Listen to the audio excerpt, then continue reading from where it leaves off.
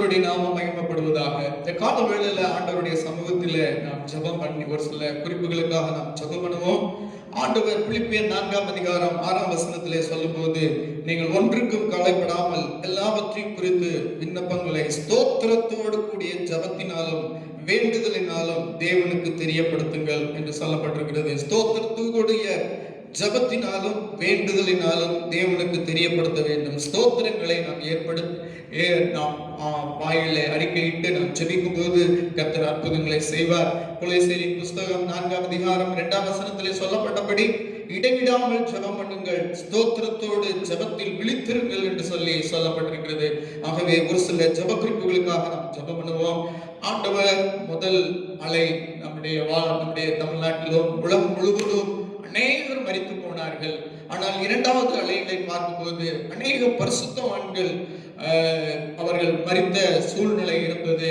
கிட்டத்தட்ட 3 லட்சம் பேர் மரிக்கிற சூழ்நிலைகள் இருந்தது. அதிகமாக பாதிக்கப்பட்டவர்கள் அதிக பாதிப்புக்குள்ளே நாம் போனது. ஆனால் இப்பொழுது பார்த்தால் 30,000 50,000 வரைக்கும் அது சரிந்திருக்கிறது என்று சொல்லி நாம் பார்க்கிறோம் பிரியமானவர்களே. ஆகவே கர்த்தருக்கு நாம் நன்றி சொல்ல வேண்டும். ஆண்டவருக்கு நன்றியோடு கூட நாம் அவரை ஸ்தோத்திரம் பண்ணி ஒரு சில ஜெப குறிப்புகளுக்காக நாம் ஜெபம் பண்ணுவோம். கர்த்தர் அந்த நாட்களிலே கடந்த இந்த இரண்டாவது அலையிலே கிட்டத்தட்ட தேவ ஊழியர்கள் 1000 ஊழியர்கள் இறந்து போயிருக்கிறார்கள், மரித்து போய் தன்னுடைய ஓட்டத்தை முடித்து அவர்கள் இளைப்பாறி இருக்கிறார்கள். ஆகவே ஊழியர்கள், துணைவியார்கள், பிள்ளைகள், வாலிபர்கள் அநேகர் மரித்து போயிருக்கிறார்கள். ஆகவே நல்ல அட்மினிஸ்ட்ரேஷன், நல்ல அடுத்த அந்த சபைகள் எழும்பத்தக்கதாக, அந்த ஸ்தாபனங்கள் எழும்பத்தக்கதாக கர்த்தர் ஒரு அற்புதத்தை கர்த்தர் செய்யும்படியாக அந்த இழந்து போயிருக்கிற குடும்பங்களுக்கு கர்த்தர் நல்ல ஆறுதலையும் சமாதானத்தையும் ஒரு தைரியத்தையும் பரிசுத்த ஆவியானவர் சகல ஆறுதலின் தேவன் அவர்களுக்கு ஆறுதலை கொடுத்து அவர்களை பலப்படுத்தும்படியாக நாம் ஜெபம் பண்ணுவோம். சர்வ வல்லமையுள்ள பிதாவே, எங்கள் தேவனே, இந்த கொரோனாவினுடைய இரண்டாவது தாக்கத்தில் ஆண்டவரே, இரண்டாவது அலையிலே அநேகர் ஆண்டவரே மரித்து போயிருக்கிறார்களப்பா. ஆண்டவரே ஸ்தோத்திரம். சில வாலிபர்கள் ஆண்டவரே, வாலிப பிள்ளைகள் ஆண்டவரே, சில ஆண்டவரே துணைவியார்கள் ஆண்டவரே, அநேக ஆண்டவரே ஊழியர்கள், மிஷனரிகள் ஆண்டவரே, பலதரப்பட்ட ஆண்டவரே கர்த்தருக்காக முன்னணியில் நின்ற அநேக ஊழியர்கள் மரித்து போயிருக்கிறாங்கப்பா. அவர்களுக்கு தேவையான ஆறுதலையும் ஆண்டவரே தேவையான பலனையும் சத்துவத்தையும் கொடுத்து ஆண்டவரே அந்த இடத்தை ஃபில் பண்ணத்தக்கதாக ஆண்டவரே அந்த ஸ்தாபனத்தை நடத்த ஆண்டவர் உதவி செய்யும்படியாக நாங்கள் ஜெபம் பண்ணுகிறோம். கர்த்தர் ஆண்டவரே, கிட்டத்தட்ட இந்தியாவில் 138 கோடி ஜனங்கள் இருக்கிறாங்க ஆண்டவரே, ஸ்தோத்திரம். ஆனால் 6 லட்சம் ஊழியர்கள் தான் இருக்கிறார்கள் அப்பா. ஆண்டவரே, இழந்து போன ஊழியர்களுக்கு தக்கபடி ஆண்டவரே ஸ்தோத்திரம், அறுவடையோ மிகுதி, ஆட்களோ கொஞ்சம், வேலையாட்களை அனுப்பும்படி பிதாவினிடத்தில் வேண்டுதல் செய்யுங்கள் என்று ஆண்டவர் சொல்லியிருக்கிறார். ஆகவே ஆண்டவர் அநேக ஆண்டவரே ஊழியர்களை கர்த்தர் ஆண்டவரே ஒவ்வொரு கிராமங்களிலும் ஆண்டவரே ஒவ்வொரு தாலுகாவிலும் ஆண்டவரே ஒவ்வொரு ஆண்டவரே ஸ்தோத்திரம் ஆண்டவரே மாவட்டத்திலும் ஆண்டவரே மாநிலத்திலும் ஆண்டவரே ஸ்தோத்திரம் தேசங்களிலே ஆண்டவரே தேவன் அநேக ஊழியர்களை கர்த்தர் எழுப்பி கர்த்தர் நாமத்தை கர்த்தர் மகிமைப்படுத்தும்படியாக நாங்கள் ஜெபம் பண்ணுகிறோம். இயேசுவின் நாமத்தில் பிதாவே, ஆமென். இரண்டாவதாக நீங்கள் பார்த்தீர்கள் என்றால் இந்த இரண்டாவது அலைகளிலே பார்க்கும்போது 1700 பிள்ளைகள் தன்னுடைய தாயையும் தன்னுடைய தகப்பனையும் இழந்து போன நிலைமையில அவர்கள் அனாதைகளாக இருக்கிறார்கள் என்று குறிப்பு சொல்லப்படுகிறது. இன்னொரு குறிப்பு 7400 பேர்கள் அல்லேலூயா அவர்கள் செமி ஆர்ஃபன் என்று சொல்லுகிற அளவிற்கு தாயோ தகப்பனையோ சிங்கிள் ஆண்டவரே அவர்கள் இழந்திருக்கிறார்கள் என்று சொல்லி போடப்பட்டிருக்கிறது. ஆகவே ஆண்டவர் நம்முடைய விசுவாச பிள்ளைகள் ஆண்டவர் அநேகர் மரித்து போயிருக்கிறார்கள். ஆண்டவர் அவர்களுக்கு தேவையான கிருபைகளை ஆண்டவர் பலனை தந்தரும்படியாக நாம் ஜெபிக்க வேண்டும். அது மாத்திரமல்ல, 2 கோடி பேர் தங்களுடைய வேலைகளை இழந்து அல்லேலூயா ஸ்தோத்திரம் தன்னுடைய தொழில்களை இழந்து தன்னுடைய நிறுவனங்களில் பொருளாதாரத்தினாலே பாதிக்கப்படுகிற அநேக இந்த நாட்களிலே இருக்கிறார்கள். கர்த்தர் அவர்களுக்கெல்லாம் பலனை கொடுத்து இழந்து போன பட்சித்த வருஷத்துக்கு திரும்ப பலனை தருவேன் என்று யோவேலில் சொல்லப்பட்டபடி திரும்ப அளிக்கிற தேவன் கர்த்தர் இந்த நாட்களில் இரண்டாவது குறிப்பாக இந்த ஆர்பன் செமி ஆர்பன் 2 கோடி ஜனங்கள் தங்களுடைய வேலைகளை இழந்து தன்னுடைய தொழில்களை இழந்து தன்னுடைய நிறுவனங்களை இழந்து நடத்த முடியாதபடி சிலர் அவைகளை விட்டு விலகி போய் இருக்கிற சூழ்நிலைகளை அநேக கடன்கள் இருக்கிற பிள்ளைகள் அநேக பேர் இருக்கிறார்கள். கர்த்தர் இந்த நாட்களிலே அநேக விசுவாசிகள் இறந்து போனார்கள் என்று சொல்லி பார்க்கிறோம். கர்த்தர் இதற்காக நாம் ஜெபம் பண்ணுவோம். சர்வ வல்லமையுள்ள எங்கள் பிதாவே, எங்கள் தேவனே, அநேக பிள்ளைகள் ஆண்டவரே ஸ்தோத்திரம் மரித்து போயிருக்கிறார்கள் என்று சொல்லி பார்க்கிறோம். ஆண்டவரே ஸ்தோத்திரம் சுமார் 1700 பிள்ளைகள் ஆண்டவரே தாய் தகப்பனை இழந்திருக்கிறார்கள். 7400 பேர் ஆண்டவரே கிட்டத்தட்ட ஆண்டவரே ஸ்தோத்திரம் ஆண்டவரே தாயாவது தகப்பனையாவது அவர்கள் இழந்து போன சூழ்நிலையில் இருக்கிறாங்க.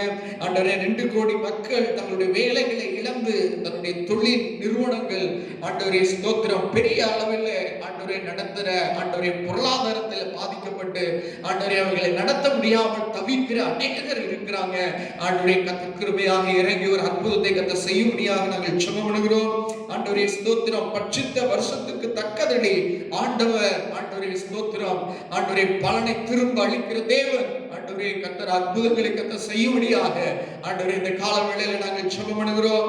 மரித்து போய் இருக்கிறதான விசுவாச பிள்ளைகளுக்காக நாங்கள் ஜெபம் பண்ணுகிறோம். ஆண்டவரே அநேகர் இன்னும் கொரோனா தொற்றினாலே ஆண்டவரே ஸ்தோத்திரம் அநேக இடங்களிலே தங்கி ஆண்டவரே ஸ்தோத்திரம் ஆண்டவரே சிகிச்சைக்காக இருக்கிறவர்கள், ஆண்டவரே ஸ்தோத்திரம் ஐசியூல இருக்கிறவர்கள், எமர்ஜென்சில இருக்கிறவர்கள், வெண்டிலேட்டர்ல இருக்கிறவர்கள், ஆண்டவரே இன்னும் ஆண்டவரே மரித்து போய் ஆண்டவரே இழந்து போன ஆண்டவரே குடும்பங்களுக்காக நாங்கள் இந்த கால வேளையில நாங்கள் ஜெபம் பண்ணுகிறோம். கர்த்தர் ஒவ்வொருவருக்கும் தேவையான ஆறுதலையும் ஆண்டவரே பலனையும் சத்துவத்தையும் கர்த்தர் இந்த குடும்பங்களை மீட்டு எடுக்கும்படியாக இந்த கால வேளையில ஜெபிக்கிறோம். கர்த்தர் அவர்களுக்கு ஒரு அற்புதத்தை கர்த்தர் செய்யும்படியாக நாங்கள் ஜெபம் பண்ணுகிறோம். ஆண்டவரே நீர் அற்புதம் செய்யும் போதுக்காக நன்றி. மூன்றாவது குறிப்பாக இந்த லாக்டவுன் பீரியட்ல அநேக பாவங்கள் பெருகி இருக்கிறது. பாருங்கள், கொலை குற்றங்கள், வருமானம் இல்லாததினால, வேலை இல்லாததினால, பணம் இல்லாததினால கொலை குற்றங்கள், கொலைகள் நடக்கிறது, திருட்டு நடக்கிறது. சமீப நாட்கள்ல ஏடிஎம் அந்த மிஷின்கள் எல்லாம் திருடுகிற வறுமை நிறைந்த கொள்ளை கொலைகள் பாவங்கள் மிகுதியாய் நடைபெறுகிறது. அது மாத்திரமல்ல, குழந்தை திருமணங்கள் இது காரியங்கள் நடந்து கொண்டிருக்கிறது. பாலுறவு சம்பந்தப்பட்ட பாவங்கள் நடந்து கொண்டிருக்கிறது. அதை விட மிகவும் மோசமான ஒரு அனுபவம், பள்ளிக்கூடம் இல்லாத ஒரு சூழ்நிலையினால, எல்லாரும் வீடுகளில் இருக்கிறதுனால, ஆன்லைன் கிளாஸ் என்று ஒன்று இருப்பதினால, பிள்ளைகள் கைகளிலே மொபைல் இருக்கிறதுனால, அவர்கள் இன்டர்நெட் அல்லையா இன்னும் அவர்கள் யூடியூப் மற்ற இந்த காரியங்களுக்குள்ளே போய் தங்களுடைய வாழ்க்கையில சீரழிகிற, எப்பொழுதும் ஆண்டவரே எந்த காலத்திலும் இல்லாத அளவிற்கு அவர்கள் இந்த போன் வைத்துக் கொண்டு அவர்கள் அநேக பிள்ளைகள் சீரழிந்து போயிருக்கிறார்கள். தம்பி அதை இடைவிடாமல் பார்த்ததினால அவன் மரித்து போயிருக்கிறான் என்று சொல்லி பார்க்கிறோம். ஒரு பாம்பு தன்னுடைய காலில் கடித்தது கூட தெரியாதபடி அவன் அந்த கேம் விளையாண்டதுனால அவனை ஹாஸ்பிட்டல்ல சேர்த்திருக்கிறார்கள் என்றுக்குள்ள நம்ம கேள்விப்படுகிறோம்.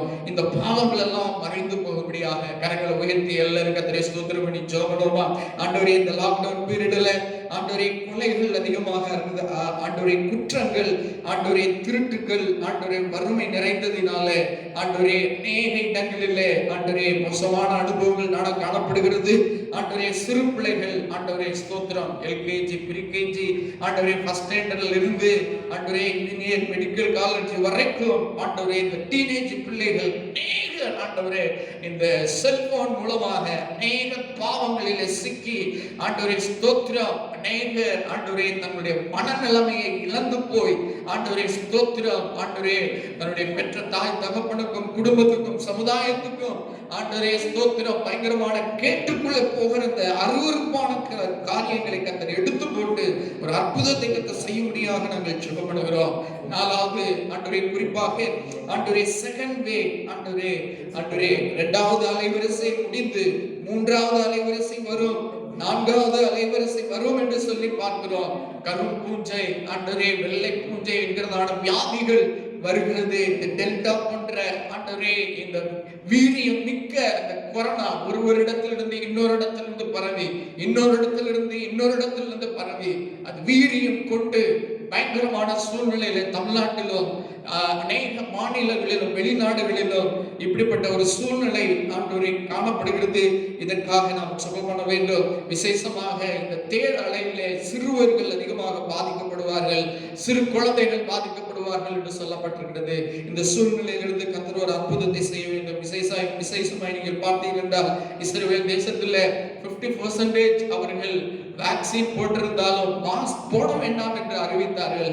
ஆனால் இப்பொழுது அங்கு இந்த டெல்டா என்று சொல்லுதான கொரோனா வீரியம் மிகுந்ததான ஒருவரிடத்திலிருந்து இன்னொருவருக்கு பரவி, இன்னொருத்திலிருந்து இன்னொருத்தருக்கு பரவி, அந்த வீரியம் அதிகமாக மாறி அது பயங்கர அது கொடூரமான சூழ்நிலையில இஸ்ரவேல் நாட்டிலே அது எனப்படுகிறது பற்றி கொண்டிருக்கிறது என்று சொல்லி பார்த்து இப்பொழுது எல்லாரும் மாஸ்க் அணிய வேண்டும், அவர்கள் கைகளை சுத்தமாய் வைத்துக் கொள்ள வேண்டும், இடைவெளியை மெயின்டைன் பண்ண வேண்டும், இந்த வேக்சினை போட்டுக்கொள்ள வேண்டும், வீடுகளில் இருந்தாலும் தனித்து வாசம் பண்ண வேண்டும் என்று அவர்கள் ஸ்ட்ரிக்டாக சொல்லியிருக்கிறார்கள் என்று நாம் கேள்விப்படுகிறோம். இந்த நிலைமைகள் தமிழ்நாட்டிலும் அநேக இடங்களிலே அது பரவிக்கொண்டு இருக்கிறது என்று சொல்லி நாம் பார்க்கிறோம். பங்களாதேசிலும் ஆப்பிரிக்க தேசத்திலும் மருத்துவர்களும் அரசாங்கமும் அதிகமாக முயற்சி செய்து இந்த மூன்றாவது அலையிலே பயங்கரமான வீரியம் மிக்க இருக்கிறதான அந்த கொரோனாவுடைய தாக்குதல் வரும் என்று கவர்மெண்ட் சொல்கிறது, டாக்டர் நிபுணர்கள் சொல்கிறார்கள். ஆனால் கர்த்தர் இவைகளெல்லாம் ஒன்றுமில்லாமல் ஆக்கி கர்த்தர் மாமல் நிலைமைக்கு கொண்டு வந்து கர்த்தர் ஒரு அற்புதத்தை செய்யும்படியாக நாங்கள் செபிக்கிறோம். ஆண்டவரே இயேசுவின் நாமத்தில் பிதாவே, ஆமென். அது மாத்திரமல்ல, நீங்கள் 5வது குறிப்பாக ஆண்டவர் இப்பொழுது ஒரு தளர்வுகள் ஒரு சில இடங்களிலே தளர்வுகள் கொடுக்கப்பட்டு எல்லாரும் வெளியில வர ஆரம்பித்து விட்டார்கள். பஸ் போக்குவரத்து 100 பேருந்துகளை இயக்கலாம் என்று சொல்லி அவர்கள் இயக்க போகிறார்கள். எல்லாரும் அவர்கள் வெளியில வரும் பொழுது அந்த விழிப்புணர்வு ஒரு தெளிந்த புத்தி உள்ளவர்களாக, அல்லேலூயா ஸ்தோத்திரம், நல்ல மாஸ்கை அணிந்து கொண்டு கைகளை அவர்கள் கழுவி, அல்லேலூயா சுத்தமாய் இடைவேளை வைத்துக் கொண்டு, அல்லேலூயா ஸ்தோத்திரம், வேக்சினை நல்ல போட்டுக்கொண்டு தங்களுடைய ஜீவனை அவர்கள் பாதுகாத்து மற்றவர்களின் உயிருக்கு அவர்கள் எந்த பாதகம் வராதபடி தங்களை காத்துக்கொண்டு ஒரு விழிப்புணர்வு ஜனங்களுக்குள்ளே வந்து கர்த்தர் ஒரு அற்புதத்தை கர்த்தர் செய்ய முடியாக, ஆண்டவர் அற்புதம் செய்ய முடியாக நாங்கள் ஜெபமிடுகிறோம். இயேசுவின் நாமத்தினால ஆண்டவரே இப்பொழுது தளர்வுகள் ஆரம்பித்து ஒரு சில ஆண்டவரே தமிழ்நாட்டில் ஒரு 5 இடங்களிலே ஆராதனைகள் ஆரம்பிக்கத்தக்கதாக இந்த வருகிற நாட்களில் வர வாரங்களிலே அவர்கள் ஆராதனைகள் வெளிப்பாட்டு தலங்கள் அவர்கள் திறக்கலாம் என்று சொல்லி சொல்லப்பட்டிருக்கிறது. அதை ஆண்டவர் அனுமதித்திருக்கிறார். ஆண்டவர் இப்படிப்பட்ட சூழ்நிலையில ஊழியர்களும் விசுவாசிகளும் தலைவர்களும் தங்களை பாதுகாத்துக் கொள்ள, மற்றவர்களை பாதுகாத்துக் கொள்ள, அது பரவாமல் தடுக்கத்தக்கதாக நாணம் உள்ளவர்களாக, தெளிந்த புத்தி உள்ளவர்களாக இருந்து தன்னையும் தன்னுடைய குடும்பத்தையும் தன்னுடைய தேசங்களையும் பாதுகாக்கத்தக்கதாக ஒரு விழிப்புணர்வு ஜனங்களுக்குள்ளே வரும்படியாக நாங்கள் ஜெபம் பண்ணுகிறோம். ஆண்டவரே, நீர் அப்படிப்பட்ட கிருபைகளை கர்த்தர் தந்து நீர் அற்புதம் செய்யும்படியாக ஜெபிக்கிறோம். தமிழ்நாட்டில் நல்ல அரசியல் சூழ்நிலையை ஆண்டவர் அநேகருடைய ஜெபத்தை கேட்டு கர்த்தர் ஒரு சூழ்நிலையை கர்த்தர் தந்திருக்கிறார். கர்த்தர் எல்லா ஆண்டவர் முதலமைச்சருக்காக, அல்லேலூயா, எல்லா IPS IAS எல்லா மந்திரிமார்களுக்காக, ஆண்டவரே கமிஷனர்களுக்காக, ஆண்டவரே கலெக்டர்ஸுக்காக, தாசில்தாருக்காக, விஓவுக்காக, ஆண்டவரே ரெவென்யூ இன்ஸ்பெக்டருக்காக, மற்ற எல்லா துறைகளில் இருக்கிற எல்லா அதிகாரிகளுக்காக நாங்கள் ஜெபம் பண்ணுகிறோம். ஆண்டவரே எல்லாரும் ரட்சிக்கப்பட ஞானம், ஆண்டவரே விவேகம், யுக்தி, நிதானம், புத்தி ஆண்டவரே இவர்களை தந்து ஆண்டவரே ஜனங்களுக்கு ஒரு ஆசீர்வாதமாக ஒரு நல்ல கவர்மெண்டாய் கர்த்தர் இந்த கவர்மெண்டை கர்த்தர் ஆசீர்வதிக்கும்படியாக ஆண்டவரே நாங்கள் ஜெபம் பண்ணுகிறோம். ஆண்டவரே கர்த்தர் எங்கள் ஜெபங்களை கேட்டு ஒரு அற்புதத்தை செய்து ஒரு பெரிய காரியத்தை நீங்கள் செய்யும்படியாக நாங்கள் ஜெபம் பண்ணுகிறோம். ஆண்டவரே விசேஷமாய் ஆண்டவரே ஏஜி ஸ்தாபனத்தில் இருக்கிற எங்கள் தலைவர்கள் எல்லாரையும் ஆண்டவரே நாங்கள் ஜெபம் பண்ணுகிறோம். ஆண்டவரே பாஸ்டர் ஆண்டவரே ஸ்ரீ ஜெயராஜ் அவர்களுக்காக ஆண்டவரே ஸ்தோத்திரம். ஆண்டவரே மற்றும் ஒவ்வொரு தலைவர்கள் ஒவ்வொருவரையும் கரத்தில் ஒப்பு கொடுக்கிறோம். ஒவ்வொரு ஓவர்சீஸையும் ஒப்பு கொடுக்கிறோம். ஒவ்வொரு தலைமை போதகர்களையும் நாங்கள் ஒப்பு கொடுத்து செபிக்கிறோம். திருச்சி மண்டலத்தில் இருக்கிற ஆண்டவரே எல்லா ஊழியர்களுக்காக ஆண்டவரே சபைகளுக்காக, விசுவாசிகளுக்காக, ஆண்டவரே எல்லா ஆண்டவரே ஸ்தோத்திர விசுவாச பிள்ளைகளுக்காக ஆண்டவரே எல்லாரையும் கர்த்தர் ஆசீர்வதிக்கும்படியாக நாங்கள் ஜெபம் பண்ணுகிறோம். ஆண்டவரே பொருளாதாரத்திலும் மற்றும் குடும்பத்திலே சமாதானமும் ஆறுதலும் நிம்மதியும் தேவன் தேவைகளை சந்தித்து கர்த்தர் ஒரு அற்புதத்தை செய்து ஒரு மாற்றத்தை உண்டாக்கும்படியாக நாங்கள் ஜெபம் பண்ணுகிறோம். மற்றும் ஆண்டவரே இந்த ஆராதனைகள் எல்லாம் ஆண்டவரே ஆண்டவரே பிரச்சனை இல்லாதபடி ஆண்டவரே ஸ்தோத்திரம் எல்லா ஆராதனைகளும் ஆண்டவரே வழிபாடுகள் நடக்கத்தக்கதாக எல்லா சபைகளும் ஆண்டவரே ஆராதனைகள் நடக்கத்தக்கதாக சீக்கிரத்தில் ஒரு அற்புதம் செய்யும்படியாக நாங்கள் ஜெபம் பண்ணுகிறோம். ஆண்டவரே சின்னவன் ஆயிரமும் சிறியவன் பலத்த ஜாதியாவான் என்று வசனம் சொல்கிறபடி குறைந்த ஆட்கள் இருக்கிற சபை ஒரு 1000 ஆண்டவரே நபர்கள் இருக்கிற சபையாக எல்லா சபைகளும் எல்லா சபைகளும் திருச்சியில் இருக்கிற எல்லா சபைகளையும் எல்லா சபை போதகர்களையும் அவருடைய துணைவியார்களும் அவருடைய குடும்பங்களையும் விசுவாச மக்களையும் பிரஜாதி ஜனங்கள் எல்லாரையும் ஆண்டவரே ஒப்பு கொடுத்து செபிக்கிறோம். அப்பா எல்லா ஹாஸ்பிட்டலும் ஆண்டவரே ஸ்தோத்திரம் எல்லாம் காலியாக ஆம்புலன்ஸ் சவுண்டே இல்லாதபடி ஆண்டவரே ஒரு பெரிய ஒரு மாற்றத்தை தந்து நீர் ஆசீர்வதிக்கும்படியாக ஜெபிக்கிறோம். இயேசு கிறிஸ்துவின் இன்ப நாமத்தில் துதி ஸ்தோத்திரங்களை ஏறெடுத்து ஜெபம் செய்கிறோம் ஜீவனுள்ள பிதாவே, ஆமென். கர்த்தர் நல்லவர். இந்த கால வேளையில ஆண்டவருடைய வேத வசனத்துக்கு நேராக நம்முடைய காரியத்தை நாம் எடுப்போம். ஆண்டவர் நல்லவர். வேத புஸ்தகத்தை எடுத்துக்கொள்வோம். ஆண்டவர் வேதாகமத்திலே நாம் அதிக நாள் நம் இந்த லாக்டவுன் பீரியடிலே அதிகமாக வேதத்தை வாசித்திருப்போம். ஆனாலும் கர்த்தர் என்னுடைய மனதிலே உள் மனதிலே கொடுத்ததான ஒரு சத்தியத்தை நான் இந்த நாளில் உங்களுக்கு கொடுக்க விரும்புகிறேன். யோவான் எழுதின சுவிசேஷ புஸ்தகம் வாசிப்போம். யோவான் எழுதின சுவிசேஷ புஸ்தகம்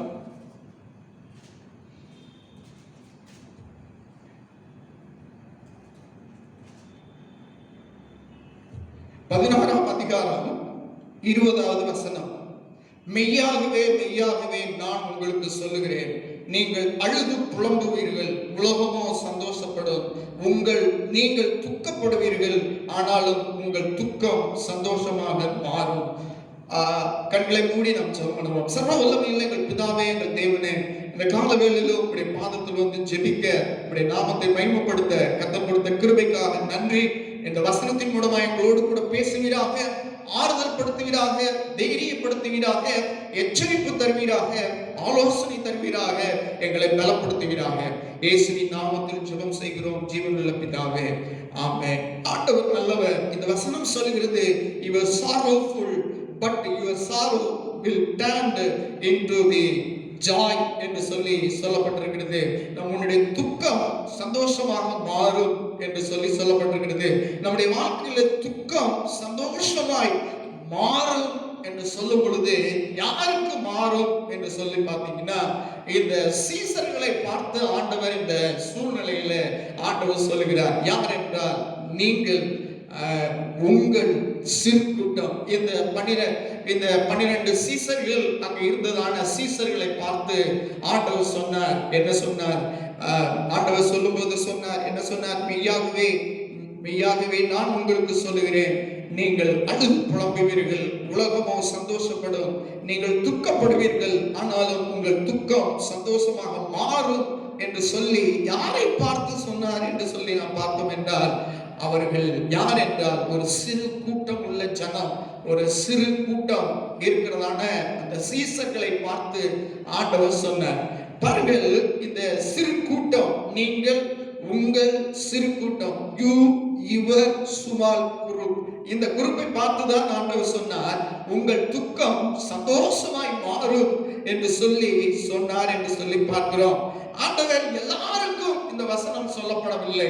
அவர் இந்த சூழ்நிலையில நீங்கள் பார்த்தீர்கள் தான், அது சீசர்களை பார்த்து, அந்த சிறு கூட்டத்தை பார்த்து ஆண்டவர் சொன்னார், உங்கள் துக்கம் சந்தோஷமாய் மாறும் என்று சொல்லி ஆண்டவர் சொன்னார். பாருங்க, ஆண்டவர் நீங்க வாசிக்கும் போது லூக்கா எழுதின சுவிசேஷ புஸ்தகம் 2ஆம் அதிகாரம் 10ஆம் வசனத்திலே நீங்கள் வாசித்தீர்கள் என்றால், எல்லா ஜனத்துக்கும் மிகுந்த சந்தோஷம் உண்டாக்கும் நற்செய்தியை நான் உங்களுக்கு அறிவிக்கிறேன் என்று சொல்லி பார்க்கிறோம். I bring you great tidings of great joy which will be to all people.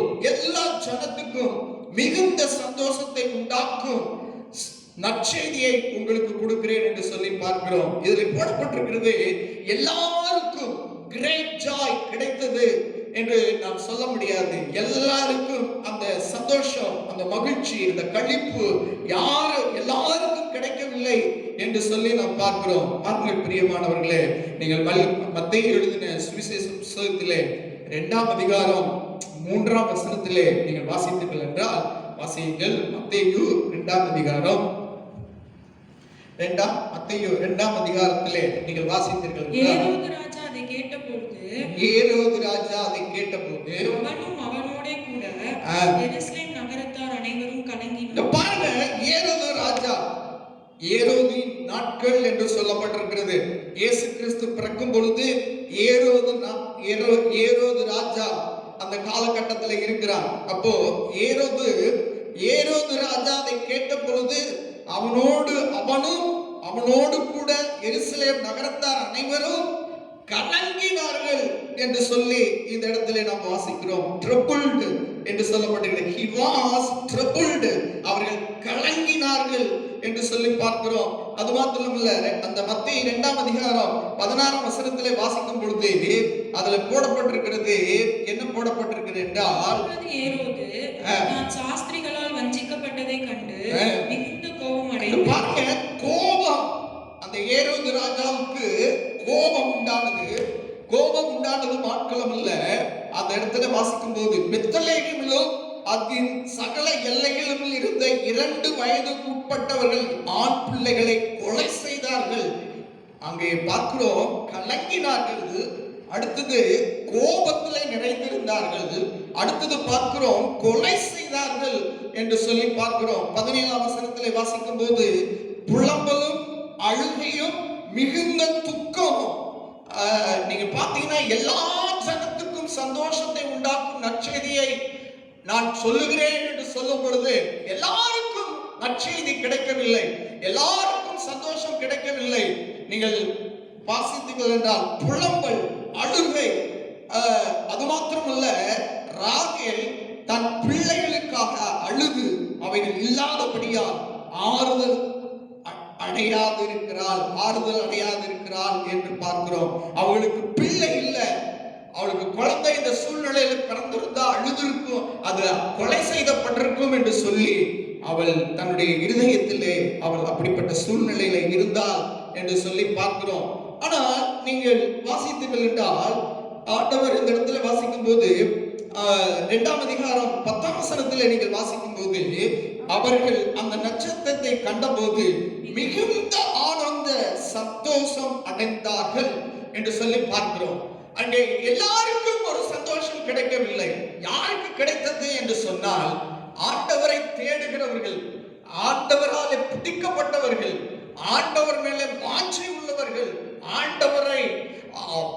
ஆண்டவருடைய பிறப்பை எதிர்பார்த்தவர்கள், தாகத்தோடு காத்திருந்தவர்களுக்கு they rejoiced with extremely great joy என்று சொல்லி அந்த இடத்துல பார்க்கிறோம். அது மாத்திரமல்ல, நீங்கள் மத்தேயு 28ஆம் அதிகாரம் 8ஆம் வசனத்திலே நீங்கள் வாசிக்கும் போது அழகான ஒரு வசனம் வாசிக்கப்படுகிறது. 28ஆம் அதிகாரம் மத்தேயு 28:8 வாசிக்கும் போது, அவர்கள் பயத்தோடும் மகா சந்தோஷத்தோடும், பாருங்க, கிரேட் ஜாய் என்று சொல்லப்பட்டிருக்கிறது. கிரேட் ஜாய், அவர்கள் சந்தோஷத்தோடும் கல்லறையை விட்டு சீக்கிரமாய் புறப்பட்டு அவருடைய சீஷர்களுக்கு அறிவிக்க ஓடினார்கள். ஒரு சந்தோஷத்தை சொல்ல சீஷர்களை தேடி ஓடினார்கள் என்று சொல்லி பார்க்கிறோம். அது மாத்திரமா, நீங்கள் வாசித்தீர்கள் என்றால் லூக்கா எழுதின சுவிசேஷ புத்தகம் 24ஆம் அதிகாரத்திலே நீங்கள் வாசிக்கும் போது அதிலே வாசிக்கிறோம். பாருங்கள், 24ஆம் அதிகாரம் 52, 53 நான் வாசிக்கிறேன். அவர்கள் அவரை பணிந்து கொண்டு மிகுந்த சந்தோஷத்தோடு எருசலேமுக்கு திரும்பி வந்து நாடோறும் தேவாலயத்திலே தேவனை புகழ்ந்து துதித்துக் கொண்டிருந்தார்கள். ஆமென் என்று சொல்லப்பட்டிருக்கிறது. They worshipped him and returned to Jerusalem with great joy. They were continuously in the temple of praising and blessing God என்று சொல்லி அந்த இடத்துல வாசிக்கிறோம். பார்க்கிற ஒரு சிறு கூட்டம். அல்லேலூயா. ஆண்டவர் இந்த நாட்களிலே இயேசுவால் வேறு பிரிக்கப்பட்டவர்கள், இயேசுவினால் ரட்சிக்கப்பட்டவர்கள், மனம் திரும்பினவர்கள், ஞானஸ்தானம் பெற்றவர்கள், அபிஷேகம் பண்ணப்பட்டவர்கள், கர்த்தருக்காக அவருடைய வருகையை எதிர்பார்த்து கொண்டிருக்கிற ஜனங்களுடைய வாழ்க்கையில இன்றைக்கு உலகத்திலே பயங்கரமான துக்கம் நிறைந்ததாய் காணப்படுகிறது. அழுகை மிகுந்த அழுக்குரல், எங்கு பார்த்தாலும் ஆம்புலன்ஸ், எங்கு பார்த்தாலும் கொரோனாவுடைய தாக்குதல், எங்கு பார்த்தாலும் மரண ஓலங்கள், எங்கு பார்த்தாலும் கஷ்டங்கள், எங்கு பார்த்தாலும் வேதனைகள் நிறைந்த இந்த இக்கட்டு காலத்துல ஆண்டவர் சொல்லுகிறார், பயப்படாதே, உன் துக்கம் சந்தோஷமாய் மாறும் என்றார். எல்லாருக்கும் அல்ல, அவரால் தெரிந்து கொள்ளப்பட்டவர்கள், அவரால் வேறு பிரிக்கப்பட்டவர்கள், அவர் நாமத்தின் மேல் விசுவாசம் வைத்து அவரை ஏற்றுக்கொண்டவர்களை பார்த்து ஆண்டவர் சொல்கிறார், உங்கள் துக்கம் சந்தோஷமாய் மாறும் என்று சொல்லி வாசிக்கிறோம். நீங்க வாசித்தீர்கள் என்றால் இதிலே அப்போஸ்தலர் அதிகாரம், அப்போஸ்தலர் எழுதின நடவடிக்கைகள் 5ஆம் அதிகாரம் 41ஆம் வசனத்திலே நீங்க வாசித்தீர்கள் என்றால் ஒரு அழகான வசனம் அங்க பாருங்க. அவருடைய நாமத்துக்காக தாங்கள் அவமானம் அடைவதற்கும் பாத்திரராக எண்ணப்பட்டபடியால் சந்தோஷமாய் ஆலோசனை சங்கத்தை விட்டு புறப்பட்டு போனார்கள் என்று சொல்லி பார்க்கிறோம். அவரோட தைரியம், அவர்களுக்கு ஆண்டவர் மரிப்பார், அவர் சிலுவையில அடிக்கப்படுவார், அடிக்கப்படுவது மாத்திரமல்ல, அவர் மரிப்பார், அவரை அடக்கம் பண்ணப்படுவார், அவர் 3ஆம் நாள் உயிரோடு கூட எழும்புவார் என்கிற செய்தியை அறிந்திருந்த சீசர்களை பார்த்துதான் சொன்னார், இப்பொழுது நீங்கள் துக்கப்படுவீர்கள், ஆனால் உங்கள் துக்கம் சந்தோஷமாய் மாறும் என்று சொல்லி அவர் அந்த இடத்திலே பார்க்கிறோம். எல்லாருக்கும் அல்ல ஆண்டவர், எல்லாருக்கும் அல்ல. நீங்கள் ரட்சிக்கப்பட்டிருக்கிறீர்களா? ஆண்டவருடைய வருகைக்காக ஆயத்தமாய் இருக்கிறீர்களா? வசனம் யூதாவிலே சொல்லப்பட்டபடி உங்கள் மகா பரிசுத்தமான விசுவாசத்திலே நீங்கள் உறுதியாய் இருந்து தேவ அன்பிலே காத்துக்கொண்டு ஆவியானவரிலே ஜெபம் பண்ணி மனுஷகுமாரனுக்கு முன்பாக எடுத்துக்கொள்ளப்படும் மனுஷகுமாரன் வரும்போது நீங்கள் எடுத்துக்கொள்ளப்படுவதற்கு இரக்கம் பெற காத்திருங்கள் என்று சொல்லி யூதாவிலே சொல்லப்பட்ட அந்த வசனத்தின்படி ஆண்டவருக்காக வைராக்கியமாய் ஜீவிக்கிற ஜனங்களை பார்த்து ஆண்டவர் சொல்லுகிறார், நீங்கள் துக்கப்படுவீர்கள், ஆனால் அந்த துக்கம் உங்களுடைய வாழ்க்கையில சந்தோஷமாய் மாறும் என்று சொல்லி வாசிக்கிறோம். ஆண்டவர் ரோமருக்கு எழுதின நிருபத்திலே வாசிக்கும் போது 8ஆம் அதிகாரம் 28ஆம் வசனத்திலே வாசிக்கும் போது, அன்றையும் அவருடைய தீர்மானத்தின்படி அழைக்கப்பட்டவர்களாய் அவரிடத்தில் அன்பு கூறுகிறவர்களுக்கு சகலமும் நன்மைக்கு ஏதுவாக நடக்கிறது. பிரியமானவர்களே, நம்முடைய வாழ்க்கையில எது நடந்தாலும் ஆண்டவர் நன்மைக்காக செய்கிறார். ஆண்டவர் அந்த தீமையா இருந்தாலும் அந்த தீமையை நன்மையாக மாற்றுவார் என்று சொல்லி பாருங்கள். இந்த சூழ்நிலை மாறும், இந்த சூழ்நிலையை மாற்றுகிற ஆண்டவர் நம்மளோடு கூட இருக்கிறார். பயங்கரமான கஷ்டங்கள், வேலை இல்லாத ஒரு சூழ்நிலை, பண கஷ்டங்கள், குழப்பங்கள், குடும்பத்திலே அமைதி இல்லாத சூழ்நிலை, தனிமையாய் இருக்கிற சூழ்நிலை, மனதில் இருக்கிற போராட்டங்கள், அநேக சூழ்நிலைகள் நீங்கள் இருக்கலாம். ஆனால் நீங்கள் துக்கப்படுவீர்கள், ஆனால் உங்கள் துக்கம் சந்தோஷமாய் மாறும் என்று இன்றைக்கு ஆண்டவர் உங்களை பார்த்து சொல்லுகிறார். கவலைப்படாதீர்கள், ஆண்டவர் உங்களை ஆசீர்வதிப்பாராக. ஆண்டவர் யோவான் எழுதின சுவிசேஷ புஸ்தகம் 14ஆம் அதிகாரம் 20ஆம் வசனத்திலே நீங்கள் வாசிக்கும் போது அந்த இடத்துல சொல்லுகிறார், நான் என் பிதாவிலும் நீங்கள் என்னிலும் நான் உங்களிலும் இருக்கிறதை அந்நாளில் நீங்கள் அறிவீர்கள். ஆண்டவர் இந்த இடத்துல வாசிக்கும் போது நான் என் பிதாவிலும் நீங்கள் என்னிலும், ஆண்டவர் இயேசு கிறிஸ்து சொல்லும் போது, இந்த உலகத்துக்கு நான் ஏன் வந்தேன் என்றால் பிதா என்னை அனுப்பினார், அவருடைய சித்தத்தை செய்கிறதற்காக இந்த உலகத்துக்கு வந்தேன். ஆகவே நான் பிதாவிலும் பிதா என்னிலும் இருக்கிறதை நீங்கள் அறிகிறது போல இந்த இடத்துல நான் என் பிதாவிலும் நீங்கள் என்னிலும் நான் உங்களிலும் இருக்கிறீர்கள் என்று சொல்லி ஆண்டவர் சொல்லுகிறார். அப்ப இயேசு கிறிஸ்து இந்த உலகத்தில் ஏன் வந்தார்? பிதாவின் சித்தத்தை செய்கிறதற்காக. அப்ப பிதாவின் இருதயத்திலே இயேசு இருந்தார், இயேசுவின் இருதயத்திலே பிதா இருந்தார். ஆண்டவர் இயேசு கிறிஸ்து எதை செய்கிறாரோ எல்லாவற்றையும் பிதாவாகிய தேவன் நிறைவேற்றினது போல இயேசுக்குள்ளே அவருடைய மரணத்தினாலே இணைக்கப்பட்டவர்களாகிய நாம் இயேசுக்குள்ளே நாம் இருக்கிறோம். இயேசு நமக்குள்ளே இருக்கிறார். ஆக அவர் அக்கறை உள்ள தேவன், அவர் பொறுப்புள்ள தேவன், அவர் கரிசனை உள்ள தேவன், அவர் நம்ம மேலே அதிகமாக கவனம் செலுத்தி நம்மை பராமரிக்கிற தேவன். நம்முடைய துக்கத்தில் இருந்து நம்முடைய ஆண்டவர் இப்பொழுது துக்கப்படலாம், வேதனைப்படலாம், அநேக சூழ்நிலைக்குள்ளே தள்ளப்படலாம்.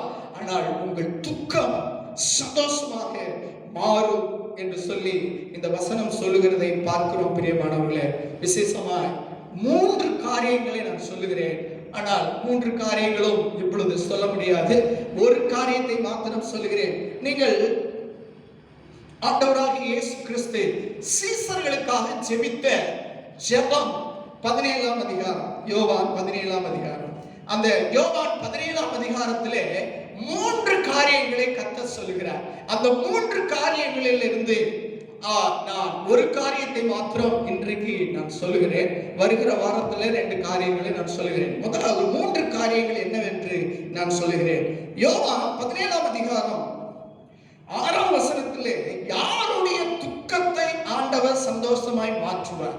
இன்றைக்கு அநேக டிவிக்கள், அநேக சொற்பொழிவுகள், அநேக நற்செய்திகள், அநேக உபதேசங்கள், அநேக மலிந்து கிடக்கிறது. ஜனங்கள் சிக்கிக்கொண்டு தற்போது இருக்கிற சூழ்நிலை மாறினால் போதும், நித்தியத்துக்கு அடுத்த காரியத்திலே வளர்வதற்கு தங்களை ஒப்பு கொடுத்து வேத வசனத்தை வாசிப்பதிலும் ஜெபத்திலும் ஆவியானவருடைய ஆளுகையிலும் ஆவியானவருடைய சித்தத்துக்கு தங்களை அர்ப்பணித்து வாழாதபடி அநேக உபதேசத்துல போய் மாட்டிக்கொண்டு ஜனங்கள் திக்குமுக்காலாடுகிறார்கள். ஆனால் நான் சொல்லுகிறதை கேளுங்கள். ஆண்டவர் 3 காரியங்களை இங்கே சொல்லுகிறார். என்னவென்றால் 17ஆம் அதிகாரம் 6ஆம் வசனத்தை நாம் வாசிப்போம். யோவான் 17ஆம் அதிகாரம் 6ஆம் வசனம். நீர் உலகத்தில் தெரிந்தெடுத்து எனக்கு தந்த மனுஷருக்கு, இங்க பாருங்க, நீ உலகத்தில் தெரிந்தெடுத்து எனக்கு தந்த மனிதருக்கு உம்முடைய நாமத்தை வெளிப்படுத்தினேன். அவர்கள் உம்முடையவர்களாய் இருந்தார்கள். அவர்களை எனக்கு தந்தி அவர்கள் உம்முடைய வசனத்தை கைக்கொண்டிருக்கிறார்கள். முதலாவது துக்கம் சந்தோஷமாய் மாறும் என்று சொல்லும் பொழுது ஆண்டவர் யாரை சொல்லுகிறார் என்றால் 17ஆம் அதிகாரம் 6ஆம் வசனத்திலே அவர்கள் உம்முடைய வசனத்தை கைக்கொண்டிருக்கிறவர்கள். வசனத்தை கைக்கொள்ளுகிறவருடைய வாழ்க்கையில ஆண்டவர் துக்கத்தை சந்தோஷமாய் மாற்றுகிறார் என்று சொல்லி பார்க்கிறோம். இரண்டாவதாக 17ஆம் அதிகாரம் 14ஆம் வசனத்திலே வாசித்தீர்கள் என்றால், நான் உம்முடைய வார்த்தையை அவர்களுக்கு கொடுத்தேன், நான் உலகத்தான் அல்லாதது போல அவர்களும் உலகத்தார் அல்ல, ஆதலால் உலகம் அவர்களை பகைத்தது. பாருங்க, இரண்டாவதாக ஆண்டவர் சொல்லும்போது 17ஆம் அதிகாரம் 14ஆம் வசனம் யோவான், அதிலே நான் உம்முடைய வார்த்தையை அவர்களுக்கு கொடுத்தேன், நான் உலகத்தான் அல்லாதது போல அவர்களும் உலகத்தார் அல்ல, ஆதலால் உலகம் அவர்களை பகைத்தது. நான் உலகத்தான் அல்லாதது போல நீங்களும் உலகத்தார் அல்ல அப்படின்னு என்று நான் உலகத்துக்கு மரித்து தேவனுடைய நீதிக்காக வாழுகிறேன் என்று சொல்லி வாழுகிற மக்களுடைய வாழ்க்கையில தான் தேவன் துக்கத்தை சந்தோஷமாக மாற்றுவார். மூன்றாவதாக வாசிக்கும் போது 17ஆம் அதிகாரம் 18ஆம் வசனத்தை வாசிப்போம். நீர் என்னை உலகத்தில் அனுப்பினது போல நானும் அவர்களை உலகத்தில் அனுப்பினேன். ஆண்டவர் இந்த இடத்துல மூன்றாவதாக சொல்லும் போது யாருடைய துக்கத்தை ஆண்டவர் சந்தோஷமாய் மாற்றுவார் என்றால், நீர் என்னை உலகத்தில் அனுப்புவது போல நானும் அவர்களை உலகத்தில் அனுப்புகிறேன். பிதா என்னை அனுப்பினார், நான் உங்களை அனுப்புகிறேன். நான் பிதாவின் சித்தத்தை செய்தது போல நீங்களும் பிதாவின் சித்தத்தை இந்த உலகத்திலே செய்யுங்கள் என்று சொல்லி ஆண்டவர் அவரால் அவருடைய நாமத்தினால் விசுவாசம் வைத்து அவரை ஏற்றுக்கொண்டு அவருடைய மனம் திரும்பி ரட்சிக்கப்பட்டு ஞானஸ்தானம் எடுத்து பரிசுத்த ஆவியின் அபிஷேகம் பெற்று நல்ல சீசர்களாக மாறி ஆண்டவருக்காக சீசத்துவத்திலே நிலைத்திருந்து இந்த உலகத்திலே இயேசு அவர் நம்மை அனுப்புகிறதுனால அவருடைய சித்தத்தை செய்கிறவருடைய வாழ்க்கையில தேவன் துக்கத்தை சந்தோஷமாய் மாற்றுவார். முதலாவதாக நாம் வேகமாக பார்ப்போம். ஒரே ஒரு காரியத்தை சொல்லி நான் ஜெபிக்க விரும்புகிறேன். என்ன காரியம் என்றால் 17ஆம் அதிகாரம் 6ஆம் வசனத்தை திரும்ப வாசிப்போம். யோவான் 17:6. நீர் உலகத்தில் தெரிந்தெடுத்து எனக்கு தந்த மனுஷருக்கு உம்முடைய நாமத்தை வெளிப்படுத்தினேன். அவர்கள் உம்முடையவர்களாய் இருந்தார்கள். அவர்களை எனக்கு தந்தீர். அவர்கள் உம்முடைய வசனத்தை கைக்கொண்டிருக்கிறார்கள். பாருங்க, வசனத்தை கைக்கொள்ளுகிறவர்களுக்கு தேவன் துக்கத்தை சந்தோஷமாக மாற்றுகிறார்.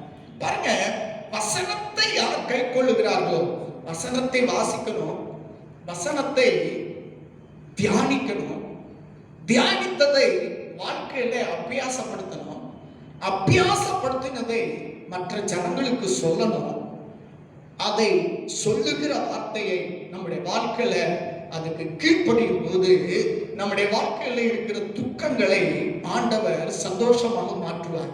நீங்கள் மெத்தடிஸ்ட் சர்ச்சின் போதகர் ஜான் வெஸ்லி அவர் 1703 இருந்து 1791 வரைக்கும் வாழ்ந்ததான ஒரு நல்ல தேவதாசன் அவர். அவர் சொல்லும்போது சொல்லுகிறார், என்ன சொல்லுகிறார் என்றால், ஒரு மனிதன் ஜெபத்தில்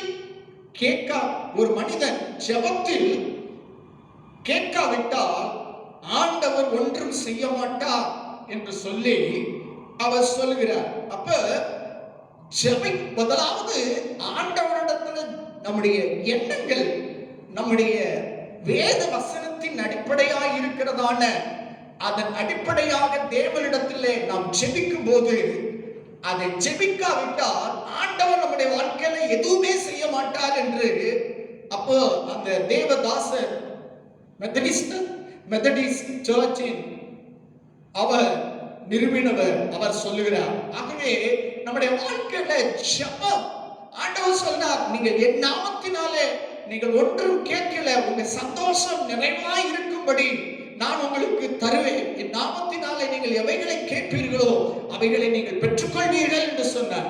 நீங்கள் ஜெபிக்கும் போது எவைகளை கேட்கிறோமோ அவைகளை பெற்றுக்கொள்வோம் என்று விசுவாசத்தோடு கேட்கும் போது நாம் பெற்றுக்கொள்வோம் என்று நீங்கள் விசுவாசித்தீர்கள் என்றால் நீங்கள் கேட்டதை நீங்கள் பெற்றுக்கொள்வீர்கள் என்று வசனம் சொல்கிறது. முதலாவது ஜெபம் நம்முடைய வாழ்க்கையில மிக மிக முக்கியம் என்று இந்த மெத்தடிஸ்ட் சர்ச்சின் ஸ்தாபகர் ஜான் வெஸ்லி மகா ஊழியத்தை செய்த தேவதாசன் அவர்கள் சொல்லுகிறபடி, நாம் ஜெபத்தில் எதையும் கேட்காவிட்டால் நம்முடைய வாழ்க்கையில ஆண்டவர் எதையுமே செய்ய மாட்டார்.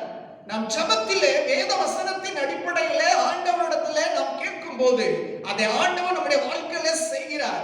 ஆகவே நம்முடைய துக்கம் சந்தோஷமாய் மாற வேண்டும் என்றால் நீ உட்கார்ந்து ஆண்டவருடைய தமத்துல நீ உட்கார்ந்து வேத வசனங்களை வாசித்து அதன் அடிப்படையில் பரிசுத்த ஆவியானவருடைய உதவியோடு தேவனிடத்தில் நீ கேட்கிற காரியங்களை கர்த்தர் நிறைவேற்றுவார் என்று இந்த இடத்திலே நாம் வாசிக்கிறோம். பிரியமானவர்களே, ஆண்டவர்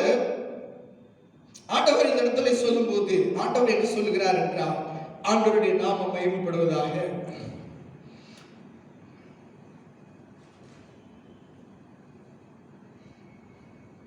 உமது நாமத்தை வெளிப்படுத்தின உம்முடையவர்களை நீர் எனக்கு தந்தீர். அவர்கள் உம்முடைய வசனத்தை கை கொண்டிருக்கிறார்கள். பாருங்க, ஒரே ஒரு காரியத்தை சொல்ல விரும்புகிறேன்.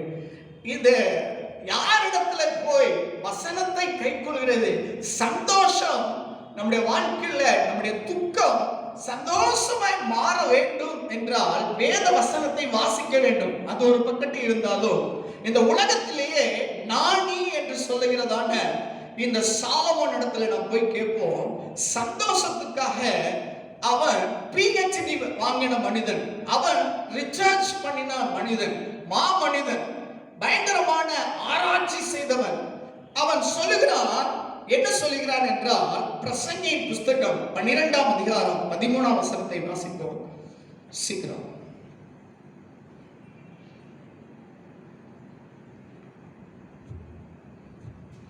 பிரசங்கி புஸ்தகம் 12ஆம் அதிகாரம் 13ஆம் வசனம். காரியத்தின் கடைத்தொகையை கேட்போமாக. காரியத்தின் கடைத்தொகையை கேட்போமாக. தேவனுக்கு பயந்து அவர் கற்பனைகளை கைக்கொள். தேவனுக்கு பயந்து அவர் கற்பனைகளை கைக்கொள். எல்லா மனுஷர் மேலும் விழுந்த கடமை இது. எல்லா மனுஷர் மேல் விழுந்த கடமை இது. அப்ப எல்லா மனுஷர் மேல் விழுந்த கடமை என்ன அப்படின்னு பாத்தீங்கன்னா, தேவனுக்கு பயந்து அவருடைய வசனமாகிய கற்பனைகளை கைக்கொள்ள வேண்டும். இதுதான் எல்லா மனுஷன் மேல விழுந்த கடமை என்று சொல்லி இந்த வேத வசனத்திலே நாம் வாசிக்கிறோம் பிரியமானவர்களே.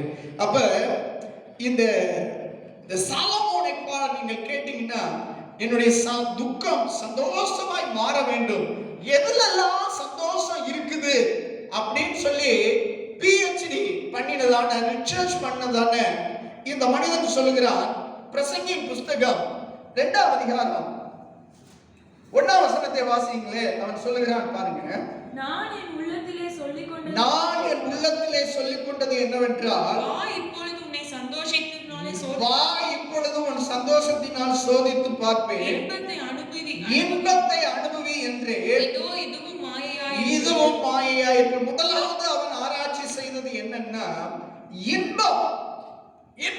எதிலெல்லாம் இன்பம் இருக்கிறது, எதிலெல்லாம் அந்த இன்ப சந்தோஷத்தினால இன்பத்தை அனுபவிக்கலாம் என்று சொல்லி இன்பத்தை அவன் அனுபவித்தவன் முடிவில் அந்த ஆராய்ச்சி செய்த பிறகு அவன் சொல்லுகிறான், எல்லாம் மீனிங்லெஸ், சஞ்சலம் மிகுந்தது என்று சொல்லி அந்த இடத்துல வாசிக்கிறோம். இதே நீங்க 3ஆம் வசனத்தை வாசித்தீர்கள் என்றால், வானத்தின் கீழ் மனுபுத்திரர் உயிரோடு இருக்கும் நாளளவும் பெற்று அனுபவிக்கத்தக்கது இன்னதென்று அறிவு. பெற்று இன்றைக்கு வாழ்றீங்க பாருங்க, பெற்று அனுபவிக்க வேண்டும் அப்படின்னு சொல்லி உங்க வாழ்க்கைய உங்க ஆயுஷ்னால இந்த உலகத்துக்காக பிரயாசப்பட்டு இளமையில அதிக பிரயாசப்பட்டு 40, 45 வயசுக்குள்ள 50 வயசுக்குள்ள சம்பாதிக்க வேண்டியதெல்லாம் சம்பாதித்து சேர்த்து வைத்து விட்டு நம்ம நல்ல ஒரு செட்டில் ஆகி விடணும், அதுதான் நம்முடைய வாழ்க்கையில சந்தோஷம், துக்கம் இல்லாமல் சந்தோஷமா வாழணும் அப்படின்னு நீங்க நினைக்கிறீங்களே. இவன் சொல்றான் பாருங்க, வானத்தின் கீழ் மனுபுத்திரர் உயிரோடு இருக்கும் நாளெல்லாம் பெற்று அனுபவிக்கத்தக்கது இன்னதென்று அறியும் பொருட்டு என் இருதயத்தை நாணத்தால், இன்னைக்கு நாணமா இருக்கேன், நான் அறிவா இருக்கேன், நான் புத்தியா பழக்கிறேன் அப்படின்னு சொல்லி அவன் என்ன பண்றான்னா, என் இருதயத்தை தேற்றிக் கொண்டிருக்கிற போது நான் என் தேகத்தை மதுபானத்தால் சீராட்டிக் கொண்டிருக்கவும் மதீனத்தை பற்றி கொண்டிருக்கவும் என் உள்ளத்தில் வகை தேடினேன் என்று சொல்லி பார்க்கிறான். சந்தோஷம். இன்றைக்கு கிறிஸ்தவர்கள் கூட இந்த மதுபானத்திற்கு அடிமையா இருக்கிறார்கள். சந்தோஷம், இன்பம். ஆனால் அந்த இடத்துல வாசிக்கிறோம், மதீனத்தால் பற்றி கொண்டிருக்கிறார்கள்.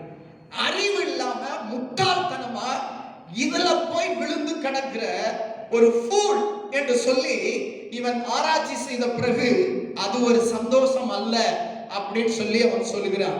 நீங்க வாசிங்கள் 4ஆம் வசனத்தை வேகமாக. நான் பெரிய வேலைகளை பாருங்க, பெரிய வேலை, கிரேட்டஸ்ட் ஜாப், இந்த உலகத்திலேயே நல்ல வேலைக்கு போகணும், நல்லா சம்பாதிக்கணும், 6 டிஜிட்டல்ல சம்பளம் வாங்கணும் அப்படின்னு நினைக்கிறீங்க. வாங்கி என்ன பண்ணணும், வீடுகளை கட்டணும், திராட்சை தோட்டங்களை நாட்டணும், ஆளா நல்ல செழிப்பா இருக்கணும், தோப்புகளை வாங்கணும், எல்லாம் செய்யணும் அப்படின்னு நினைக்கிறீங்க. ஆனா அதுவும் என்னவாச்சுன்னா மாயையாய் மாறினது. பாருங்க 5ஆம் வசனத்துல, தோட்டங்களையும் சிங்கார வனங்களையும் உண்டாக்கி அவைகளில் சகல வகை கனி விருட்சங்களையும் நாட்டினேன், மரங்கள் பயிராகும் தோப்புகள் குளங்களை உண்டு பண்ணினேன், எல்லாம் எனக்கு எப்படியா இருந்துச்செல்லாம் அவன் சொல்றான். 7ஆம் வசனத்துல, வேலைக்காரி, அவனுக்கு வேலைக்காரிகள் இருந்தது, வேலைக்காரர்கள் பிறந்தார்கள், ஆடு மாடு திரளான ஆஸ்திகள் எல்லாம் இருந்தது. 8ஆம் வசனத்துல வாசிக்கும் போது, அவன் வெள்ளியை சம்பாதித்தான், பொன்னை சம்பாதித்தான், ராஜ சம்பத்தை சம்பாதித்தான், மாகாணங்களிலே பொருள்களை சேகரித்தான், எல்லாத்தையும் சங்காரித்தான். பாருங்க 8ஆம் வசனத்துல வாசிக்கும் போது, மனுபுத்திரருக்கு இன்பமான பலவித வாத்தியங்களையும் வாசித்தான், மியூசிக்களையும் அவன் பார்த்தான். சந்தோஷம் கிடைக்குமா?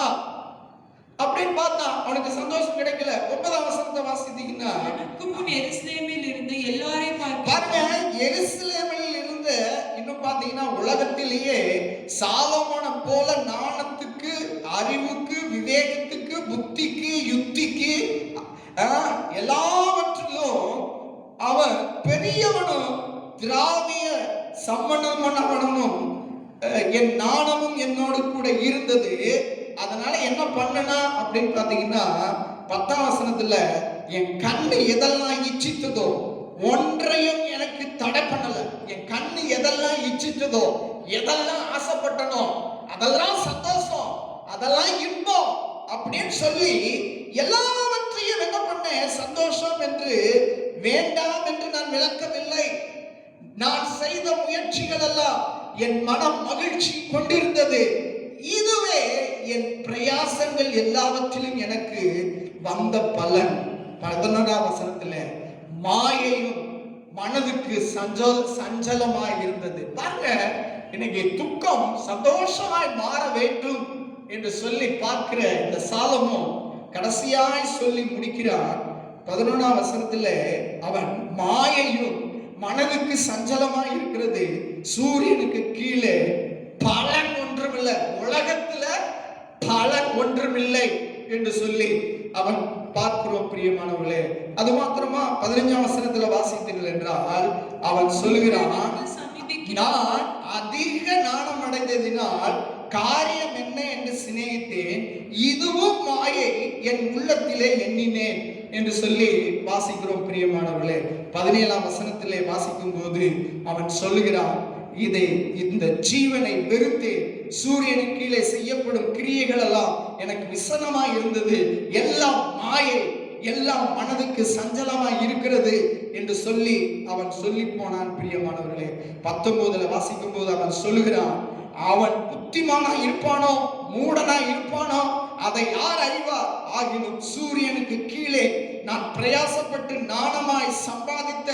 சகல வஸ்துக்களின் பேரிலும் அவன் அதிகாரியாவான், இதுவும் மாயை என்று சொல்லி 20ஆம் வசனத்தில் இருந்து 26ஆவது வசனம் வரைக்கும் நீங்க வாசித்து பாருங்கள். முடிவு அவன் ஒரு ரிப்போர்ட் தரான், ஆராய்ச்சி செய்துவிட்டு ஒரு ரிப்போர்ட் தரான், ரிசர்ச் செய்துவிட்டு ஒரு ரிப்போர்ட் செய்கிறான். சஞ்சலமும் மாயையும், இந்த உலகத்துல துக்கமும் சஞ்சலமும் மீனிங்லெஸ் தான். இந்த உலகத்துல சந்தோஷத்தை உலகம் கொடுக்க முடியாது, ஞானத்தால் கொடுக்க முடியாது, பணத்தினால் கொடுக்க முடியாது, வீடுகளினால் கொடுக்க முடியாது, மதுபானத்தினால் கொடுக்க முடியாது, கண் இச்சிக்கிறவர்களாய் சந்தோஷத்தை கொடுக்க முடியாது.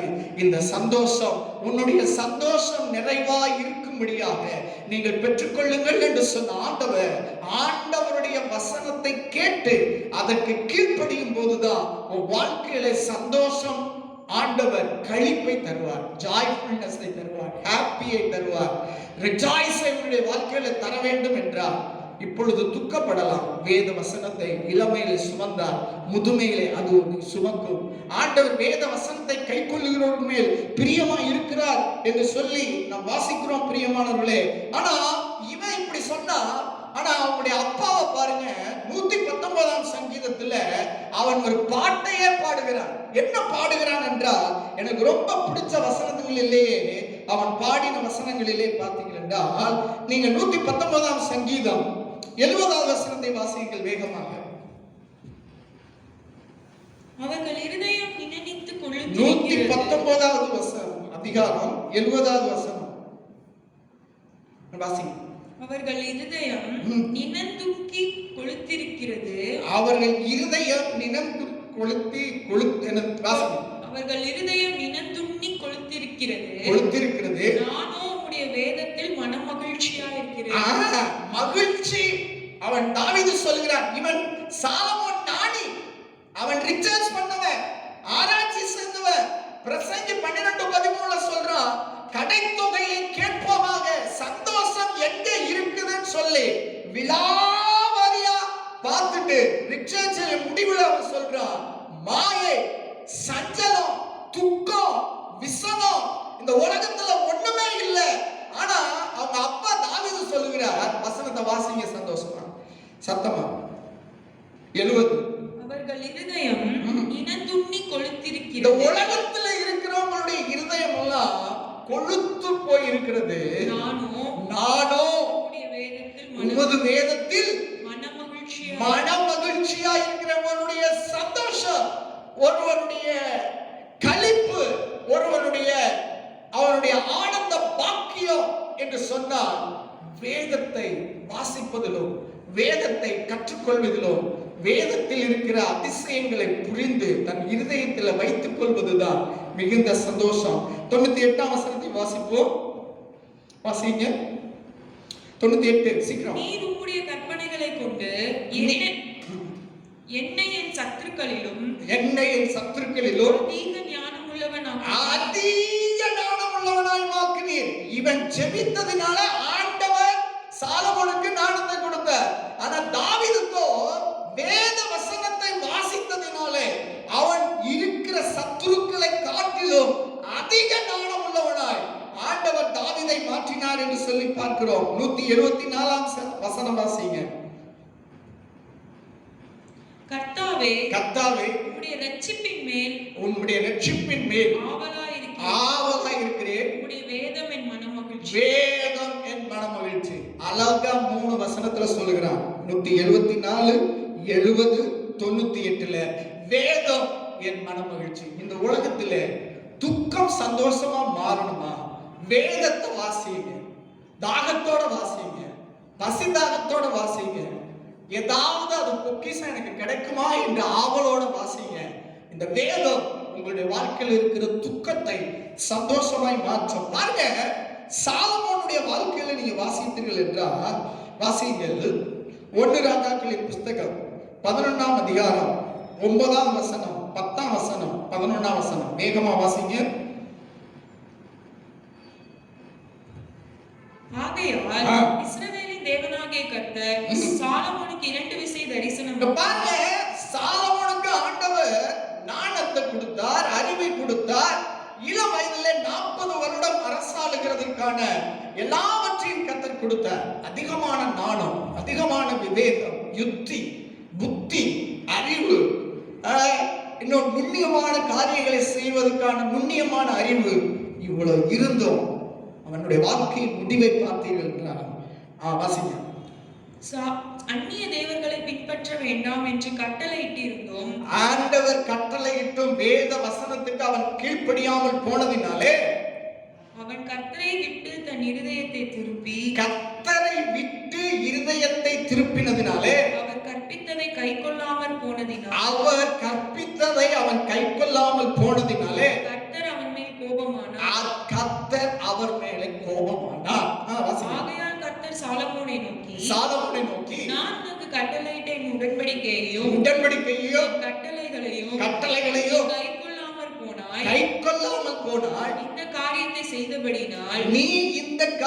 செய்தபடியினால் ராஜ்யபாரத்தை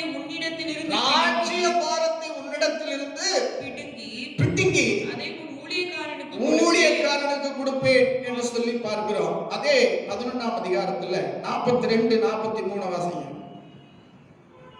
சாலமோன் எருசலேமிலே இஸ்ரவேலை எல்லாம் அரசாண்ட நாட்கள் 40 வருஷம் அரசாண்டான்.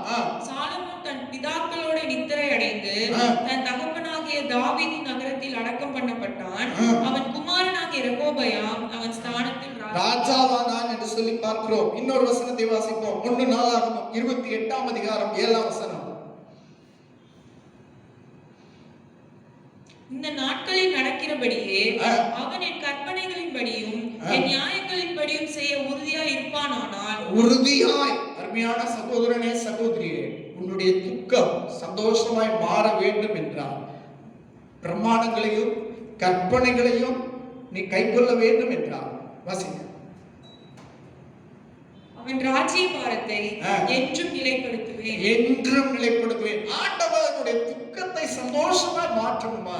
அவருடைய கற்பனைகள், அவருடைய கட்டளைகள், அவருடைய வசனத்துக்கு நீங்கள் கீழ்ப்படிந்தீர்கள் என்றால் இந்த சாலமோனை போல ஒரு நல்ல ராஜா யாரும் கிடையாது. ஆனால் அவனுடைய முடிவு பயணமானது. ஆனா அவங்க அப்பாவை பாருங்க, நீங்க வாசித்தீர்கள் என்றால் 2 சாமுவேலின் புஸ்தகம் 22ஆம் அதிகாரம் 23, 24 வாசிங்க. அவருடைய நியாயங்களை எல்லாம் எனக்கு முன்பாக இப்ப நிறுத்தினேன். பாருங்க, அவருடைய கற்பனைகள், அவருடைய கட்டளைகள், அவருடைய நியாயங்கள் எல்லாத்தையும் எனக்கு முன்பாக நிறுத்தினேன். நான் அவருடைய பிரமாணங்களை விட்டு விலகாமல் அவருடைய பிரமாணங்களை விட்டு விலகாமல் அவர் முன்பாக மன உண்மையாயிருந்தேன். என் துர்க்குணத்துக்கு என்னை விலக்கி என்னுடைய துர்க்குணம், வேதத்தை நீ வாசித்தால் துர்க்குணம் உன்னை விட்டு விலகும், உண்மை வாழ்க்கையில வரும். உண்மை வாழ்க்கை வரும். வாசிங்க. ஆகையால் கர்த்தர் எனக்கு நீதிக்கு தக்கதாகவும் என் நீதிக்கு தக்கதாகவும் நம்முடைய கண்களுக்கு முன் இருக்கிற என் சுதந்திரத்துக்கு தக்கதாகவும் எனக்கு பலனளித்தார்.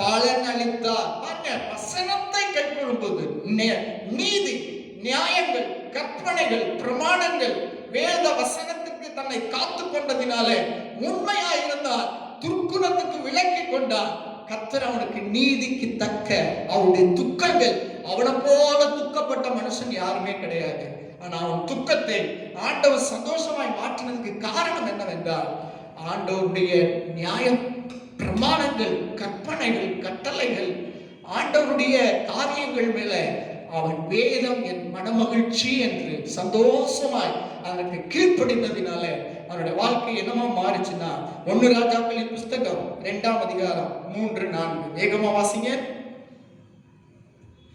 நீ என்ன செய்தாலும், நீ எங்கே போனாலும், எல்லாவற்றிலும் புத்திமானா இருக்கிறதற்கும் கர்த்தர் என்னை குறித்து உன் பிள்ளைகள் தங்கள் முழு இருதயத்தோடும் தங்கள் முழு ஆத்துமாவோடும் எனக்கு முன்பாக உண்மையாய் நடக்கும்படிக்கு தங்கள் வழியை காத்து கொண்டால், இஸ்ரவேலின் சிங்காசனத்தின் மேல் வீற்றிருக்கத்தக்க புருஷன் உனக்கு இல்லாமற் போவதில்லை என்று சொன்ன மோசேயின் நியாயப்பிரமாணத்தில் எழுதியிருக்கிறபடி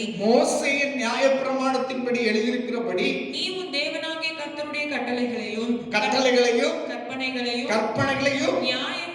நியாயங்களையும் சாட்சிகளையும் கைக்கொள்ள அவர் வழிகளில் நடக்கும்படி அவருடைய காவலை காப்பாயாக. வாசிங்க 1 நாளாகமம் புஸ்தகம் 29, 27, 28 தாவீதுடைய முடிவை பாருங்கள். 1 நாளாகமம் 29, 27, 28 வேகமாக. அவன் இஸ்ரவேலை அரசாண்ட நாட்கள் 40 வருஷம். சாலமோனும் 40 வருஷம் தான் அரசாண்டான். தாவீதும் 40 வருஷம் அரசாண்டான். வாசிங்க. எப்ரோனிலே 7 வருஷமும் எருசலேமிலே 33 வருஷமும் ராஜாவாய் இருந்தான். அவன் தீர்க்காயுசும் ஐஸ்வர்யமும். பாருங்க, தீர்க்காயுசு முடிவில எப்படி இருந்தா?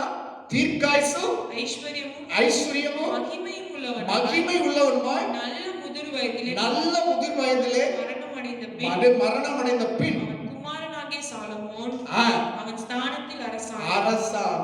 அல்லேலூயா.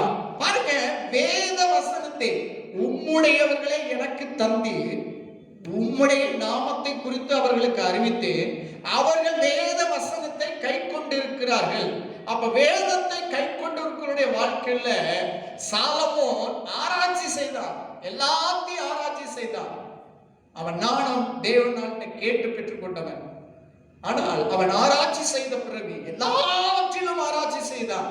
ஆனால் எல்லாவற்றிலும் ஆராய்ச்சி செய்தாலும் அவன் மனதுக்கு சஞ்சலமும் விசனமும் மாயையுமாய் அவன் கண்டுபிடித்து அவன் சொல்லுகிறான், காரியத்தின் கடைத்தொகையை கேட்போமாக என்று சொல்லி தேவனுக்கு பயந்து அவருடைய வார்த்தைக்கு கீழ்ப்படிய எல்லார் மனுஷனுக்கு மேலும் விழுந்த கடமை என்று சொல்லி முடிக்கிறான். ரிச்சஸை முடிக்கிறான். அவனுடைய வாழ்க்கை ஒரு துக்ககரமாய் அவனுடைய வாழ்க்கை முடிகிறது. ஆனால் வேதம் என் மனமகிழ்ச்சி என்று சொல்லி பார்க்கிறோம். தாவீது சொல்லும் போது அவன் மகிமையாய் முதிர் வயது உள்ளவனாய், அவன் திரளான ஆஸ்தி உள்ளவனாய், ஒரு மகிமையோடு கூட ஆண்டவராகிய இயேசு கிறிஸ்துவுக்கு தன் இருதயத்துக்கு ஏற்றவனாய், மனித அருமையான சகோதரன சகோதரியே, நீ தேவனுடைய இருதயத்துக்கு ஏற்றவனாய் நீ மாற வேண்டும் என்றால், உன்னுடைய துக்கம் சந்தோஷமாய் மாற வேண்டும் என்றால், வேதம் உனக்கு மன மகிழ்ச்சியாய் இருக்கும்போது ஆண்டவருடைய வாழ்க்கையில அற்புதங்களை செய்வார். வாசிப்போம், இன்னொரு வசனத்தை வாசிப்போம். சங்கீத புஸ்தகம் 126ஆம் அதிகாரம் 5ஆம் வசனத்தை வாசிப்போம் வேகமாக.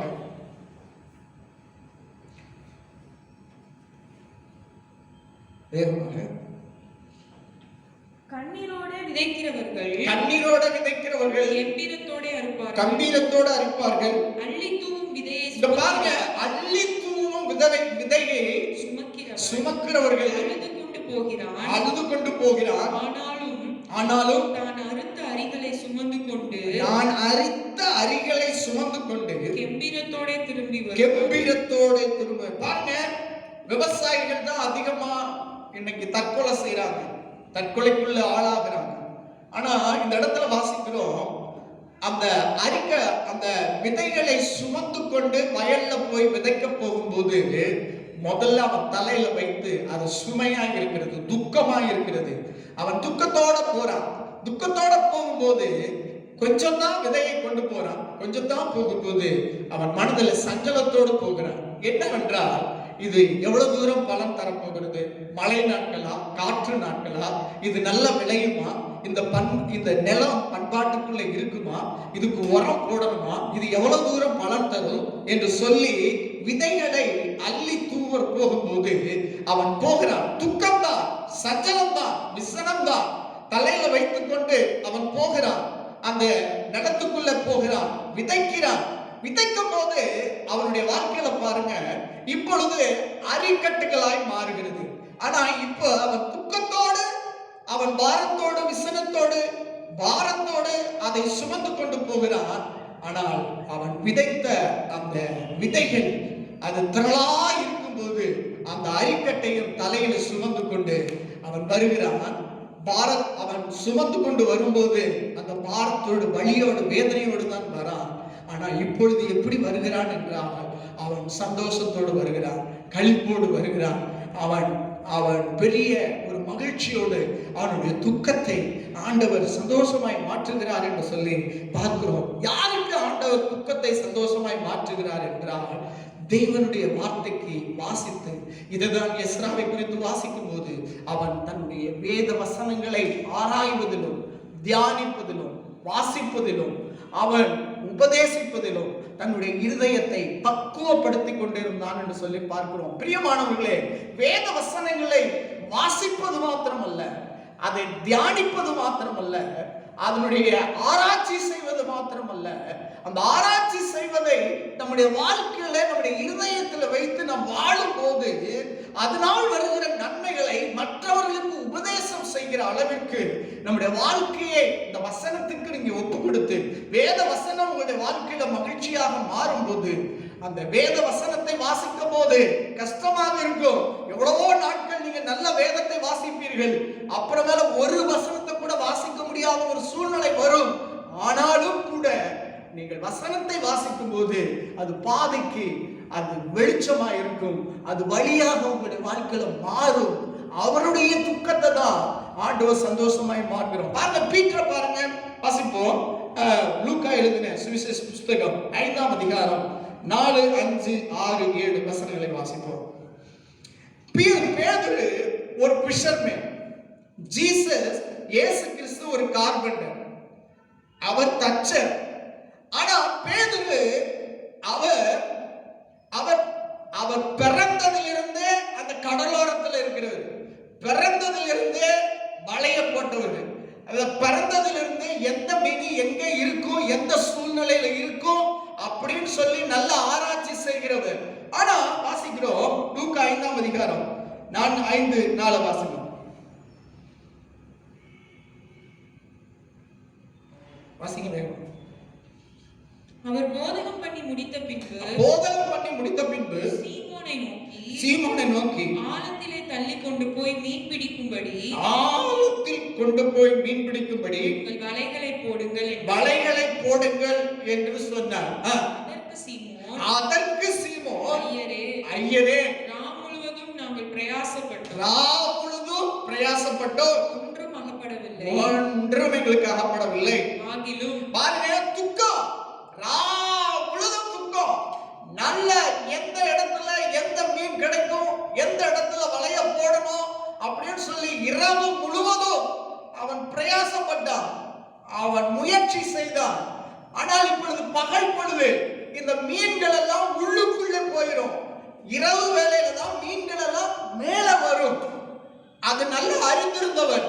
ஆனாலும் நல்ல திறமை உள்ளவர், நுணுக்கம் உள்ளவர், நல்ல பெயர் பெற்றவர், சிறு வயதிலிருந்து அவனுக்கு அனுபவம் உள்ளவன். ஆனாலும் அவன் சொல்லுகிறான், வாசிங்க, ஆனாலும்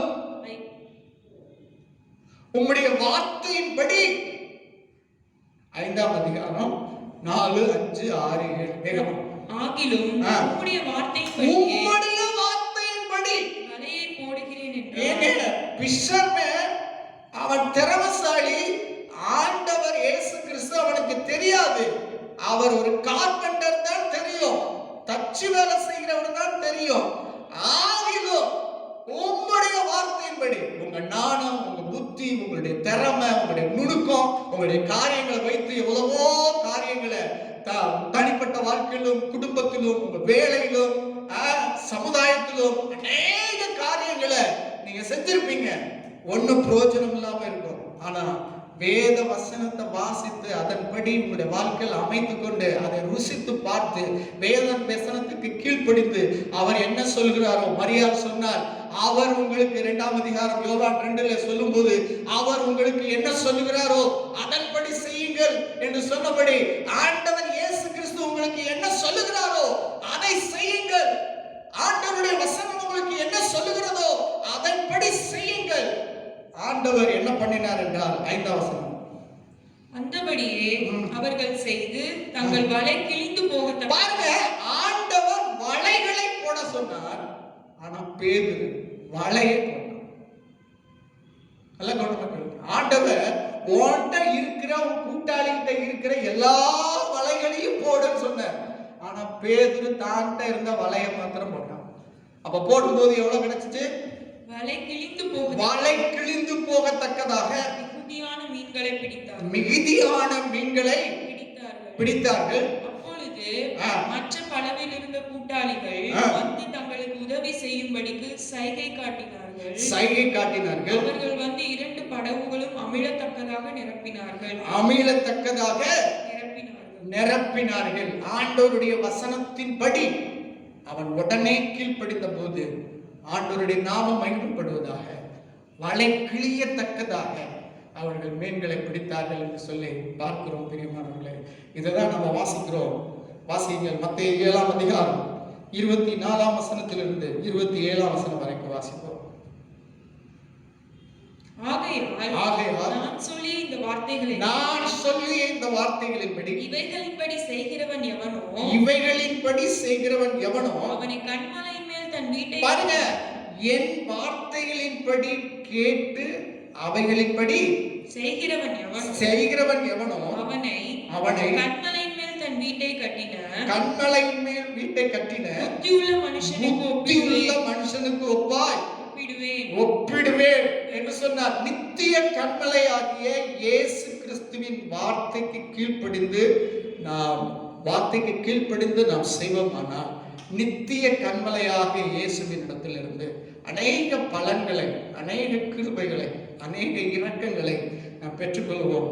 அப்ப காற்றடித்தாலும், மழை பெய்தாலும், எவ்வளவு அலைகள் வந்தாலும், அது கட்டப்பட்ட வீடு, உன்னுடைய தனிப்பட்ட வாழ்க்கை, உன் குடும்பம், உன்னுடைய வேலை, உன்னுடைய சமுதாயம், உன்னுடைய காரியங்கள் எல்லாம் இப்பொழுது துக்கமா இருக்கலாம். ஆனா வசனத்தின்படி நீ செய்யும் போது உன்னுடைய துக்கத்தை ஆண்டவர் சந்தோஷமாய் மாற்றுவார். இதைதான் நீங்க வாசிக்கிறீங்க. சங்கீத புஸ்தகம் 90ஆம் அதிகாரம் 14ஆம் வசனத்தை வாசிங்க சீக்கிரம்.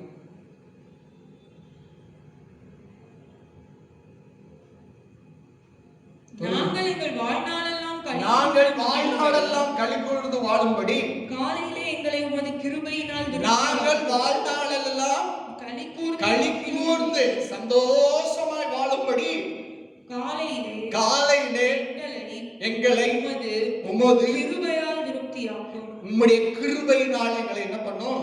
திருப்தியாக்கும். பாருங்க, வசனத்தை வாசிக்கிறவங்களுக்கு காலையில வேத வசனத்தை ஜெபித்து வேத வசனத்தை வாசிக்கும் போது ஆண்டவருடைய சமூகத்துல தேவ கிருபையை ஆண்டவர் தருகிறார். அந்த துக்கத்தை சந்தோஷமாக மாற்றுகிறதான ஆண்டவருடைய அந்த கிருபை, புதிய கிருபையை, புதிய மகிமையான அந்த கிருபையை ஆண்டவர் தருகிறார். ஏன் நம்ம வசனத்துக்கு கீழ்ப்படிய மாட்டேங்கிறோம் அப்படின்னு பாத்தீங்கன்னா, நீங்க வாசித்தீங்கன்னா ஒரு வாலிபன் வந்தான். மத்தேயு 18ஆம் அதிகாரம் 18 19ஆம் அதிகாரம் 18 22 வரைக்கும் வாசித்தீர்கள் என்றால், அதுல ஏன் நாம கீழ்ப்படி ஆண்டவருடைய கிருபையை பெற்றிருந்தோம், ஆண்டவருடைய ஜெபத்தை ஆண்டவருடைய ஜெபம் செய்து வேதத்தை வாசித்தும் அதிகாலையில தேவனை தேடி கிருபையை பெற்றும் ஏன் வசனத்துக்கு நம்மளால கீழ்ப்படிய முடியல அப்படின்னு சொன்னா, அதுல சொல்லப்பட்டிருக்கு. மத்தேயு 18ஆம் வசனத்திலிருந்து 22ஆம் வசனம் வரைக்கும் வாசிக்க வேண்டாம். அதுல சொல்லப்பட்டிருக்கு முக்கியமான, அவர் நல்லவரே, நித்திய ஜீவனை பெற்றுக்கொள்வதற்கு நான் என்ன செய்ய வேண்டும் என்று சொல்லி ஆண்டவர் அவனிடத்துல கேட்கும் போது ஆண்டவர் சொல்லுகிறார், சில காரியங்கள் எல்லாம் சொல்லுகிறார். உடனே ஆண்டவர் சொல்லுகிறார், இதெல்லாம் நல்லது. ஆனா அவர் அடுத்து சொல்றார், 20ஆம் வசனத்தை வாசிங்க. 19 நல்லது, இதை செய்யுப்பா அப்படின்னு சொன்னார். அந்த வாலிபன் அவரை நோக்கி, இவைகளை எல்லாம் என் சிறு வயது முதல் இதெல்லாம் சிறு வயது முதல் ஆண்டவர் அநேக காரியங்களை இங்க சொல்லும் போது, இதெல்லாம் சின்ன பிள்ளையில இருந்து நான் செஞ்சுக்கிட்டு தான்ப்பா வரேன் அப்படின்னு சொல்றாரு. இன்னும் என்னிடத்தில் குறைவு என்ன என்றார். இன்னும் என்னிடத்தில் என்ன குறைவு? அப்ப ஆண்டவர் சொல்றாரு, அதற்கு இயேசு நீ பூரண சர்க்குணனாய் இருக்க, பூரண முழுமையானவனாய் மாறணும், நித்திய ஜீவனுக்குள்ள நீ போகணும். அப்ப இந்த உலகத்துல நீ என்ன செய்யணும்? அப்ப என் வார்த்தைக்கு நீ கீழ்ப்படியணும்ல. அப்ப வார்த்தைக்கு கீழ்ப்படியணும்னா நீ என்ன செய்யணும் அப்படின்னா, என் வார்த்தை என்னன்னா, போய் உனக்கு உண்டானவைகளை விற்று தரித்திரத்துக்கு கொடு, அப்பொழுது பரலோகத்தில் உனக்கு பொக்கிஷம் உண்டாகும். பரலோகத்தில் உனக்கு பொக்கிஷம் உண்டாகும். இன்றைக்கு பாருங்க, கல்யாணம் நடக்கணும், வீடு கட்டணும், நல்ல வேலைக்கு போகணும், பேங்க் பேலன்ஸ் அதிகமா இருக்கணும், ஸ்டேட்டஸ் நல்லா இருக்கணும், இமேஜ் இருக்கணும், நல்ல கார்ல போகணும், மகிமையா இருக்கணும். இந்த உலகத்துல இருக்கிறதுலயே விசுவாசிகளும் போதகர்களும் இன்னைக்கு வருகிற பிரசங்கங்களும் இன்னைக்கு வருகிறதான எல்லா உபதேசங்களும் இந்த உலகத்தை குறித்ததான் இருக்கக்கூடிய இந்த நித்திய ஜீவன். நான் ஆபிரகாம் சொல்லும் போது, நான் பரதேசியா இங்க வந்திருக்கிறேன், நான் பரதேசியா இங்க தங்கி இருக்கேன் அப்படின்னு சொன்னான். வேத பக்தர்களா சொல்லும் போது, எங்களுடைய ராஜ்யம் அப்போஸ்தலர் பவுல் சொல்லும் போது, எங்களுடைய குடியிருப்பு பரலோகத்தில் இருக்கிறது, நாங்க தற்காலிகமா இங்க இருக்கிறோம், நாங்க தேவனுடைய ராஜ்யத்துல போய் தேவனோடு கூட நாங்க அரசாள போகிறோம், எங்களுடைய ராஜ்யம் நித்திய ஜீவன், அந்த எவர்லாஸ்டிங் லைஃப், அந்த இன்டர்னல் லைஃபை நாங்கள் பெற்றுக்கொள்வதற்காக எங்களுடைய குடியிருப்பு பரலோகத்துக்குரிய காரியங்களை நாம் பெற்றுக்கொள்ள வேண்டும் என்று சொல்லி இன்னைக்கு யாரும் முயற்சிப்பதில்லை. வருகிற உபதேசங்கள், வருகிற செய்திகள், எல்லா டிவிகளும் மோட்ச ராஜ்யத்தை குறித்து, தேவனுடைய உபதேசத்தை குறித்து இன்றைக்கு அவர்கள் அப்போஸ்தலர் பவுலுடைய உபதேசங்கள், அழகாக சொல்லப்பட்ட உபதேசங்கள் ஜனங்களிடத்தில் சொல்லப்படாதபடி இன்றைக்கு நன்றாக இருக்க வேண்டும். அததான் பார்க்கிறாங்க. இக்காலத்து பாடுகள் வரும் மகிமைக்கு ஒப்பானதல்ல. இங்க நம்முடைய விசுவாசிகள், ரட்சிக்கப்பட்டவர்கள், ஆண்டவரை ஏற்றுக்கொண்டவர்கள் இந்த உலகத்துல வாழும்போது துக்கப்படுவீர்கள், நீங்கள் துக்கப்படுவீர்கள். ஆனால் உங்கள் துக்கத்தை கர்த்தர் சந்தோஷமாய் மாற்றுவார். அநேக உபத்திரவங்களின் வழியாக தான் தேவனுடைய ராஜ்யத்திலே நாம் கடந்து செல்ல வேண்டும் என்று ஆண்டவர் சொல்லி இருக்கிறார். ஆனால் இன்றைக்கு அநேக உபத்திரவங்கள், அநேக துன்பங்கள், சோதனைகள் நம்முடைய வாழ்க்கையில வரும்போது நம்முடைய விசுவாசத்தை நாம் காத்துக்கொண்டு, விசுவாசத்தை நாம் அந்த விசுவாசத்திலே நல்ல போராட்டத்தை போராடுகிறதில்லை. அந்த விசுவாசத்திலே நாம் அந்த விசுவாசத்தை காத்துக்கொண்டு உறுதியாக இருப்பதில்லை. அது நம்முடைய வாழ்க்கையில முக்கியமானது. அப்ப இவர் சொல்றாரு, ஆனா ஆண்டவர் சொன்ன வார்த்தைக்கு அவனால கீழ்ப்படியவில்லை. ஏப்பா, நீ தான் தேவனுடைய ராஜ்யத்துக்கு போற, இன்னைக்கு மரிச்சாலும், இன்றைக்கு பாருங்க எவ்வளவோ சொத்துக்கள், எவ்வளவோ கோடீஸ்வரர்கள் மரித்து போனார்கள். அவருடைய சொத்து, அவருடைய பணங்கள், அவருடைய கார்கள், அவருடைய நிறுவனங்கள் எல்லாவற்றையும் இயக்குறதுக்கு யாரும் இல்லை. எல்லாமே ஸ்தம்பித்து போய்விட்டது. அவனும் நரகத்துக்கு போய்விட்டான். ஆனா இந்த உலகத்துல சந்தோஷமா இருக்கணும்னு நினைக்கிறீங்க, நான் உங்களுக்கு சொல்றேன், இந்த உலகத்திலும் சந்தோஷம் வேணும், நான் பரலோகத்திலும் சந்தோஷப்படணும் அப்படின்னா வேத வசனத்தை வாசிக்கணும். அவன் சொன்னா அவனுக்கு அதை விடுறதுக்கு மனசுல, ஏப்பா நீ இன்னைக்கு மரிச்சா தேவனுடைய ராஜ்யத்துக்கு போவ, அந்த நித்திய ஜீவனுக்கு போவ. இயேசு கிறிஸ்து அதை அவனால விட முடியல. இன்றைக்கு நிறைய காரியங்களை நம்முடைய வாழ்க்கையில விட முடியல. நம்மளை அதை அழுத்துகிறது, அது நம்மை பாரப்படுத்துகிறது, அதை நம்மளை ஈர்க்க வைக்கிறது, அது நம்மளை அதை விட்டு நம்மளால விட முடியாத ஒரு சூழ்நிலை. ஆண்டவரையும் வேத வசனத்தையும் தேவ மகிமையும் தேவ பிரசன்னத்தையும் தேவனுடைய ஆளுமையும் தேவனுடைய மகிமையை காட்டிலும் உலகத்தில் இருக்கிற காரியங்கள் நம்மை அழுத்துகிறது, தேவனை விட்டு பிரிக்கிறது. அவன் சந்தோஷத்தோடு கூட அல்ல, அவன் துக்கத்தோடு போயிட்டான்.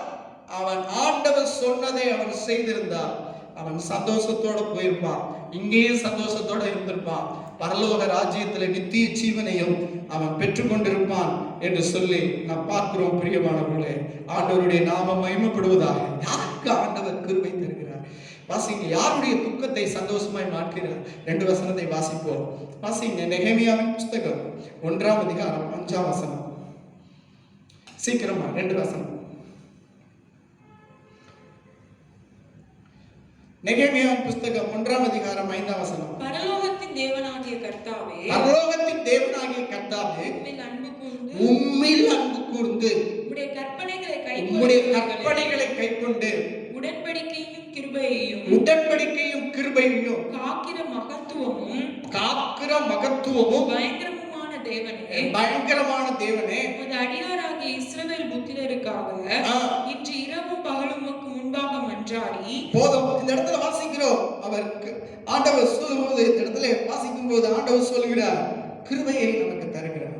ஆண்டவரிடத்துல கிருபையை பெற்று துக்கத்தை, உபத்திரவத்தை, உங்கள் விசுவாசம் சோதிக்கப்படும். அக்கினி பொண்ணு அக்கினியினால் சோதிக்கப்படுவது போல உங்களுடைய விசுவாசம் சோதிக்கப்படும். அந்த விசுவாசத்துல சோதிக்கப்படும் போது தாக்கு பிடிக்கணும், அந்த விசுவாசத்தை காத்துக்கொள்ளணும், அந்த விசுவாசத்தை விட்டு மறுதலிக்க கூடாது. அந்த விசுவாசத்தை விட்டு தேவன் கொடுத்ததான ஒரு விசை ஒப்பு கொடுக்கப்பட்ட விசுவாசத்துக்காக நீ போராட வேண்டும் என்று ஆண்டவர் சொல்லியிருக்கிறார். உன் விசுவாசம் சோதிக்கப்படும். ஆனால் ஆண்டவர் கிருபையை தருகிறார். ஆண்டவருடைய காக்கும் போது, ஆண்டவருடைய பாதத்துல காத்திருக்கும் போது, ஆண்டவர் புது பலனை கொடுத்து, கழுகுகளை போல சட்டங்கள் அடித்து நம்மளை உயிரை எழுப்ப வேண்டும் என்றால், ஆண்டவரிடத்துல காத்திருக்கும் போது நமக்குள் இருக்கிற பரிசுத்த ஆவியானவர் வாக்கு கடக்காத பெருமூச்சுகளோடு நமக்காக அவர் ஜெபிக்கும் போது நம்முடைய பலவீனத்திலிருந்து நம்மளை ஆண்டவர் பலப்படுத்துகிறது மாத்திரமல்ல, நமக்காக வேண்டுதல் செய்கிறார். நம்முடைய விசுவாசம் சோதிக்கப்படும் போது, நம்முடைய விசுவாசம் சோதிக்கப்படும் போது நம்முடைய விசுவாசத்துல தாக்கு பிடிக்க, விசுவாசத்தை காத்துக்கொள்ள நமக்குள்ள இருக்கிற ஆவியானவர், நமக்குள்ள இருக்கிற பலவீனத்தை நீக்கும்படி ஆவியானவர் வாக்குக்கு அடங்காத பெருமூச்சோடு நமக்காக அவர் வேண்டுதல் செய்கிறார். அவர் வேண்டுதல் செய்யும் போது அந்த விசுவாசத்திலே தாக்கு பிடிக்கிறோம், விசுவாசத்தை காத்துக்கொள்கிறோம். அதுதான் அப்போஸ்தலர் பவுல் சொல்லும்போது, நல்ல போராட்டத்தை நான் விசுவாசத்தை காத்துக்கொண்டேன், நல்ல போராட்டத்தை போராடினேன், விசுவாசத்தை காத்துக்கொண்டேன், இதன் முதல் கொண்டு நீதியின் கிரீடம் எனக்காக வைக்கப்பட்டிருக்கிறது என்று சொன்னார். விசுவாசத்துல நல்ல போராட்டத்தை போராடணும். இன்றைக்கு வருகிற பிரசங்கங்கள், இன்றைக்கு வருகிறதான எல்லா மோகங்கள், இந்த உலகத்துக்குரிய காரியங்கள் இருக்கிறது. ஒழுங்கா வேதத்தை வாசிங்க, ஒழுங்கா ஜெபம் பண்ணுங்க, ஆண்டவருடைய பாதத்துல உட்காருங்க, வேத வசனங்களை ஆராய்ச்சி பாருங்க.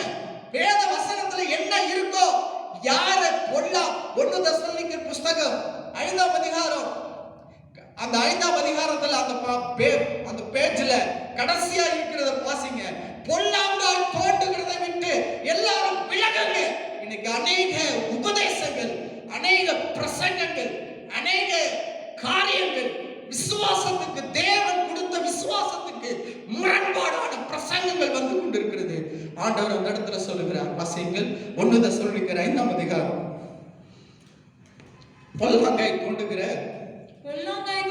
எல்லாவற்றையும் விட்டு விலகுங்கள். பொல்லாங்காய் தோன்றுகிறதை எல்லாவற்றையும் விலகுங்கள் அப்படின்னா, நீ வேதத்தை வாசிக்காதானே, முறையான சிஸ்டமேட்டிக்கான வேதத்தை வாசித்து அதன்படி வாழ்க்கை வைத்து அதன்படி நீ ஜீவிக்கும் போதுதான் பொல்லாங்கி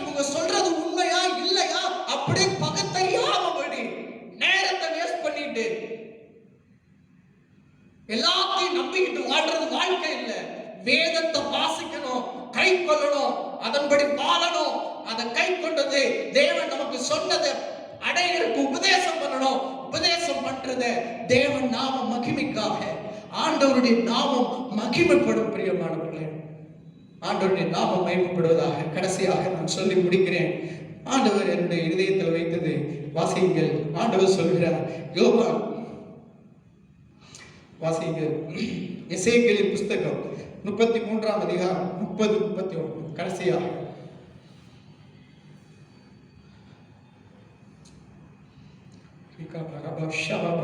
எசேக்கியேல் 33:30-31.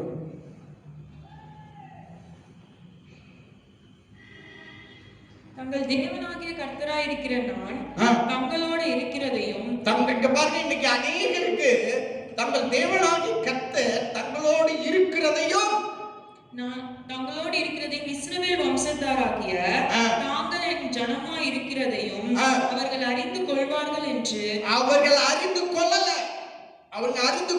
அறிந்து கொள்வார்கள் என்று கர்த்தராகிய ஆண்டவர் சொல்லுகிறார். அறிந்து கொள்வார் என்று சொல்லுகிறார். அடுத்தது 31.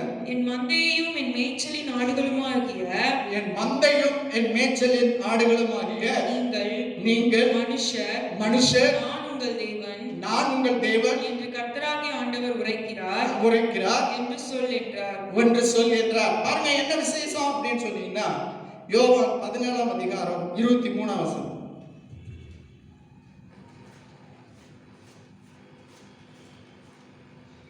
யோவான் 14:23. இயேசு அவனுக்கு பிரதியுத்தரமாக, ஒருவன் என்னில் அன்பாயிருந்தால் அவன் என் வசனத்தை கைக்கொள்ளுவான். அவனில் என் பிதா அன்பாயிருப்பார். பிதா அவன் மேல் அன்பாயிருப்பார். நாங்கள் அவனிடத்தில் வந்து அவனோட வாசம் பண்ணுவோம். அவனோடு கூட வாசம் பண்ணுவோம். அப்ப வசனத்துக்கு கீழ்ப்படியும் போது அப்ப வாசம் பண்ணுவோம். அப்ப பிதாவும் குமாரனாகிய இயேசு கிறிஸ்துவும் வேத வசனத்தை வாசிக்கும் போது, அதை கை கொள்ளும் போது, பிதாவும் குமாரனும் நமக்குள்ள வந்து வாசம் பண்ணுகிறார். வாசம் பண்ணும் போது ஆண்டவர் என்ன செய்கிறார் என்றால், வெளிப்படுத்தல் விசேஷம் 21ஆம் அதிகாரம் 3, 4, 5 வசனங்களை வாசிப்போம். அவர் வாசம் பண்ணும் போது அவர் என்ன நடக்கிறது நம்முடைய வாழ்க்கையில? மேலும் பரலோகத்திலிருந்து உண்டான ஒரு பெருஞ்சத்தத்தை கேட்டேன். அது இதோ மனுஷர்களிடத்தில் தேவனுடைய வாசஸ்தலம் இருக்கிறது. மனிதரிடத்திலே தேவனுடைய வாசஸ்தலம் இருக்கிறது. அவர்களிடத்திலே அவர் வாசமாயிருப்பார். அவர்களும் அவருடைய ஜனங்களாயிருப்பார்கள். தேவன் தாமே அவர்களோடு கூட இருந்து அவர்களுடைய தேவனாயிருப்பார். அவர்களுடைய கண்ணீர் யாவையும் தேவன் துடைப்பார். இனி மரணமும் இல்லை, துக்கமும் இல்லை, அலறுதலும் இல்லை, வருத்தமும் இல்லை. முந்தினவைகள் ஒழிந்து போயின என்று விளம்பினது. சிங்காசனத்தின் மேல் வீற்றிருந்தவர் இதோ நான் சகலத்தையும் புதிதாக்குகிறேன் என்று சொன்னார். ஒருவன் என்னுடைய வசனத்தில் என் மேல் அன்பா இருந்தான், அவன் வசனத்தை கைக்கொள்வான். வசனத்தை கைக்கொள்ளும் போது பிதாவும் நானும் அவனிடத்தில் வாசம் பண்ணுவோம். அப்ப வாசம் பண்ணும் போது தேவன் வாசம் பண்ணுகிற தேவன் அவர் வாசம் பண்ணி நாம் அவருடைய குமாரராகவும் அவர் நம்முடைய தேவனாகவும் இருக்கும்போது ஆண்டவர் நம்முடைய கண்ணீர், நம்முடைய துக்கங்கள், மரணங்கள், அலறல்கள் எல்லாவற்றையும் நீக்கி பழையவைகள் எல்லாம் ஒழித்து போட்டு புதிய காரியத்தை செய்வார். வேத வசனத்தை கைக்கொள்கிறவர்கள், வேத வசனத்தை வாசிப்பவர்கள், இன்றைக்கு வேதத்தை வாசிக்கிறவர்கள் கம்மி. இன்னைக்கு 5 பைபிள் 6 பைபிள் வீட்டுல இருக்கு. ஆனா எத்தனை பைபிளை படிக்கிறீங்கன்னு தெரியல. எத்தனையோ பைபிள் வீட்டுல இருக்கு. அலங்காரமாக வீடுகளில் அலங்கார பொருளாக மியூசியத்துல வைக்க வேண்டிய பொருளை போல வீடுகளில் இருக்குது. ஒவ்வொரு நாளும் காலையிலும் சாயங்காலம் 10 அதிகாரங்களை வாசித்து அதில் என்ன சொல்லி இருக்கிறது, அதில் என்ன கட்டளைகள், என்ன கற்பனைகள், எதை விட வேண்டும், எதை பற்றி கொள்ள வேண்டும், எது வாக்குத்தத்தம், எது நமக்கு ஆசீர்வாதமான வசனங்கள், ஆண்டவர் நம்ம இடத்துல எதை விட சொல்றார், எதை கை கொள்ள சொல்றார் என்று சொல்லி ஆண்டவரிடத்தில் ஒப்பு கொடுத்து ஜெபம் பண்ணுங்கள். உங்கள் துக்கம் சந்தோஷமாய் மாறும். கண்களை மூடி ஜெபிக்கிறோம். சர்வ வல்லமையுள்ள எங்கள் பிதாவே, எங்கள் தேவனே, இந்த நேரத்தில் உங்களுடைய பாதத்தில் நாங்கள் வந்து ஜெபிக்கிறோம். உங்கள் துக்கம் சந்தோஷமாய் மாறும் என்று சொன்ன தேவன் வசனத்தை கைக்கொள்களுடைய வாழ்க்கையில கர்த்தர் துக்கத்தை சந்தோஷமாய் மாற்றும். கேட்ட செய்தி வீணாய் போகாதபடி பரிசுத்த ஆவியானவர் நம்முடைய பிள்ளைகள் வாழ்க்கையில கிரியை செய்யும். இயேசு கிறிஸ்துவின் நாமத்தில் துதி ஸ்தோத்திரங்களை ஏறெடுத்து ஜெபம் செய்கிறோம் ஜீவனுள்ள பிதாவே, ஆமென். என் ஆத்துமாவே கர்த்தரை ஸ்தோத்திரி, என் முழு உள்ளமே பரிசுத்த நாமத்தை ஸ்தோத்திரி. என் ஆத்துமாவே கர்த்தரை ஸ்தோத்திரி, கர்த்தர் செய்த சகல உபகாரங்களையும் மறவாதே. ஆமென். நம்முடைய கர்த்தராய் இருக்கிற இயேசு கிறிஸ்து கிருபை, பிதாவுடைய அன்பு, பரிசுத்த ஆவியானுடைய அன்பின் ஐக்கியம் என்றும் என்றும் சதா காலமும் நம் அனைவரோடு கூட இருப்பதாக. ஆமென். God bless you.